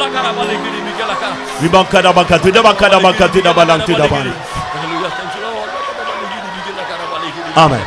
இப்பொழுது விசுவாசத்தோட அந்த முதல் 3 வார்த்தைகளை மாத்திரம் நாம் படிக்க போகிறோம். Once again we are going to repeat the chorus first 3 verses. எங்கும் ஜெயம், எதிலும் ஜெயம், எப்போதும் ஜெயமே. In every place, in every spot and in everything we have victory. தோற்று போனவங்க இத உரத்த சத்தமா சொல்லுங்க, விசுவாசத்தை அறிக்கையிடுங்க, கர்த்தர் உன்னை ஜெயசாலியாய் மாற்றுவார். Maybe you are defeated but convicted with victory, God shall give you victory. ஆண்டவர் உன்னை ஜெயிக்க வைக்க முடியாத இந்த மார்க்கத்துல கொண்டு வந்தார். God has brought you to this religion path so that you must எங்கும் ஜெயம், எதிலும் ஜெயம், எப்போதும் ஜெயமே.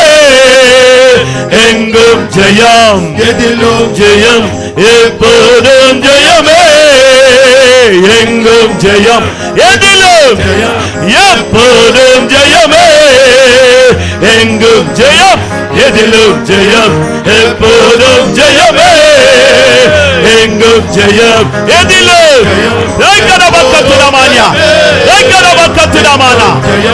எதிலும் எப்போதும் ஜெயமே. எங்கும் ஜெயம், எதிலும் ஜெயம், எப்போதும் ஜெயமே. எங்கும் ஜெயம், எப்போதும் ஜெயமே. எதிலும் ஜெயம், எப்போதும் ஜெயமே. எங்கும் ஜெயம், எதிலும் ஜெயம், எப்போதும் ஜெயமே. எங்கும் ஜெயம், எதிலும் ஜெயமே. எங்கும் ஜெயம், எதிலும் ஜெயம், எப்போதும் ஜெயமே. எங்கும் ஜெயம், எதிலும் ஜெயம், எப்போதும் ஜெயமே. ஹல்லேலூயா, ஹல்லேலூயா. ஆமென், ஆமென், ஆமென், ஆமென். இப்பொழுது நடந்து கொண்டிருக்கிறது என்ன தெரியுமா? You know what is taking place now? Hallelujah, Hallelujah. இப்ப நடந்துட்டு இருக்கிறது என்ன தெரியுமா? You know what is taking place now? நீ சும்மா ஆவியில தான் நிரம்பிக்கிட்டு இருக்கிற. And you are just filling in the spirit. ஆனால் கர்த்தர் தாகோனை விளைவித்துக் கொண்டிருக்கிறார். But God is making Dagon. தாகோன் சிலை விழுந்து நொறுங்கி கொண்டிருக்கிறது. The statue Dagon. நீ இங்க ஆவியில் நிறைஞ்சிட்டு இருக்கிற. உன் வீட்ல இருக்கிற அசுத்த ஆவியில நொறுங்குகிறது. All the evil spirits. ஹல்லேலூயா. ஆமென். எத்தனை பேர் அதை விசுவாசிக்கிறீர்கள்? நீங்க ஆவியில நிரம்ப நிரம்ப உன்னுடைய குடும்பத்துக்கு விரோதமாய் உன் விழு நொறுங்குகிறது. ஆமென். ஹல்லேலூயா, ஹல்லேலூயா. என்னில் இருப்பவர் பெரியவர், இயேசு சாத்தானை ஜெயித்தவர். என்னில் இருப்பவர் பெரியவர், இயேசு சாத்தானை ஜெயித்தவர். என்னில் இருப்பவர் பெரியவர், இயேசு சாத்தானை ஜெயித்தவர். என்னில் இருப்பவர் பெரியவர், இயேசு சாத்தானை ஜெயித்தவர். என்னில் இருப்பவர் பெரியவர், இயேசு சாத்தானை ஜெயித்தவர். என்னில் இருப்பவர் பெரியவர், இயேசு சாத்தானை ஜெயித்தவர். என்னில் இருப்பவர் பெரியவர், இயேசு சாத்தானை ஜெயித்தவர். இருப்பவர் பெரியவர், இயேசு சாத்தானை ஜெயித்தவர். என்னில் இருப்பவர் பெரியவர், இயேசு சாத்தானை ஜெயித்தவர். ஆமென். ஹல்லேலூயா, ஹல்லேலூயா, ஹல்லேலூயா. ஆமென்.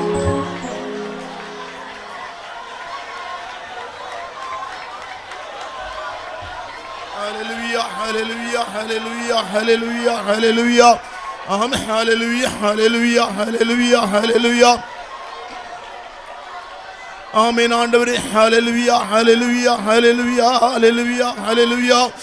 तोना मेलारी रोड दरबिर दरबिर दरबिर दरबिर दरबौरी श्री तोना मावरिया तोना मेलारी रोड दरबिर दरबिर दरबिर दरबौरी नमन दरबिर दरबिर दरबौरी श्री तोरा बावरिया तोना मेलारी रोड दरबिर दरबिर दरबिर दरबौरी श्री तोरा बावरिया दरबिर दरबिर दरबौरी श्री तोरा बावरिया तोना मेरी दरबिर दरबिर दरबौरिया आमेन हालेलुया तोना मेलारी रोड दरबिर दरबिर दरबिर दरबिर दरबौरी श्री तोरा बावरिया तोना मेरी दरबिर दरबिर दरबिर दरबिर दरबिर दरबिर दरबौरी श्री तोरा बावरिया दरबिर दरबिर दरबौरिया तोना मेलारी रोड दरबिर दरबिर दरबौरी श्री तोरा बावरिया आमेन हालेलुया என்னில் இருப்பவர் பெரியவர் இயேசு உலகத்தை ஜெயித்தவர் என்னில் இருப்பவர் பெரியவர் இயேசு சாத்தானை ஜெயித்தவர் என்னில் இருப்பவர் பெரியவர் இயேசு உலகத்தை ஜெயித்தவர் ஆமென் ஆமென் பெரியவர் இயேசு சாத்தானை ஜெயித்தவர் என்னில் இருப்பவர் பெரியவர் இயேசு சாத்தானை ஜெயித்தவர் என்னில் இருப்பவர் பெரியவர் இயேசு சாத்தானை ஜெயித்தவர் என்னில் இருப்பவர் பெரியவர், இயேசு சாத்தானை ஜெயித்தவர். என்னில் இருப்பவர் பெரியவர், இயேசு சாத்தானை ஜெயித்தவர். என்னில் இருப்பவர் பெரியவர், அவர் சாத்தானை ஜெயித்தவர். ஆமென். ஹல்லேலூயா. திரபாரரு துரிபிரு துரிபிரு துரிபிரு துரிபிரு துரிபிரு தனமாவுரி ஸ்ரீதோனமாவுரி. ஹல்லேலூயா. தா தா தா தா தா தா தா தா தா தனமேலாரி துரிபிரு துரிபிரு துரிபிரு துரிபிரு துரிபிரு தனமாவுரி நமரு துரிபிரு துரிபிரு துரிபிரு தனமாவுரி ஸ்ரீதோனமாவுரி. தனமேலாரி துரிபிரு துரிபிரு துரிபிரு துரிபிரு தனமாவுரி. ஆமென். ஹல்லேலூயா. தனமேலாரி துரிபிரு துரிபிரு துரிபிரு துரிபிரு துரிபிரு தனமாவுரி ஸ்ரீதோனமாவுரி. தனமேலாரி துரிபிரு துரிபிரு துரிபிரு துரிபிரு தனமாவுரி நமரு துரிபிரு துரிபிரு தனமாவுரி ஸ்ரீதோனமாவுரி. தனமேலிரு துரிபிரு துரிபிரு துரிபிரு துரிபிரு துரிபிரு தனமாவுரி ஸ்ரீதோனமாவுரி. ஆமென். ஹல்லேலூயா. ஹல்லேலூயா. திரபாரரு துரிபிரு துரிபிரு துரிபிரு துரிபிரு தனமாவுரி ஸ்ரீதோனமாவுரி. ஆமென். ஹல்லேலூயா. திரபாரரு துரிபிரு துரிபிரு தனமாவுரி ஸ்ரீதோனமாவுரி. தனமேலாரி துரிபிரு துரிபிரு துரிபிரு துரிபிரு தனமாவுரி ஸ்ரீதோனமாவுரி. த த த த த த த த த. அருமையான தேவனுடைய பிள்ளையே, மார்த்தாள் மரியாளிடத்திலே வந்து போதகர் வந்திருக்கிறார், உன்னை அழைக்கிறார் என்று சொன்னார். இந்த வேளையிலே பேதுரு அழைத்ததான கர்த்தர் இந்த உலகமாகிய சமுத்திரத்தில் உன்னை நடக்கும்படி அவர் உன்னை அழைத்து கொண்டு வந்தார். அழைத்து கொண்டதான கர்த்தர் உன்னை அப்படி திரும்ப அனுப்பவில்லை, அவர் உனக்கு ஜெயம் கொடுத்திருக்கிறார். எதிலும் எல்லாவற்றிலும் எப்பொழுதும் உனக்கு ஜெயம் தந்திருக்கிறார். அவர் ஜெயத்தின் தேவனாக அவர் உன்னை அழைத்து அவர் உனக்கு ஜெயத்தை கொடுத்திருக்கிறார். உலகத்தை ஜெயிக்க, பிசாசை ஜெயிக்க, சர்ப்பத்தை ஜெயிக்க, சிங்கத்தை ஜெயிக்க, சத்துருவின் சகலவலையும் ஜெயிக்க உனக்கு அதிகாரம் கொடுத்திருக்கிறார். ஆமென். உன்னவர் ஜெயாலியாய் மாற்றி இருக்கிறார்.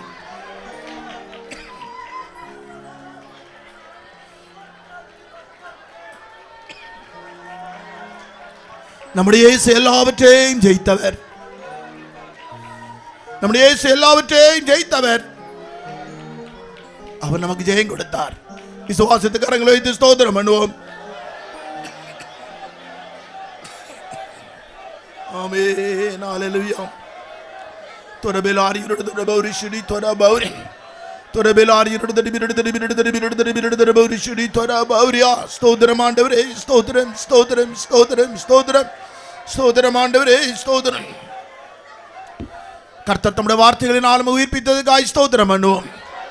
ஸ்தோத்திரம் ஆண்டவரே, ஸ்தோத்திரம் ஸ்தோத்திரம் ஸ்தோத்திரம் ஸ்தோத்திரம் ஸ்தோத்திரம்.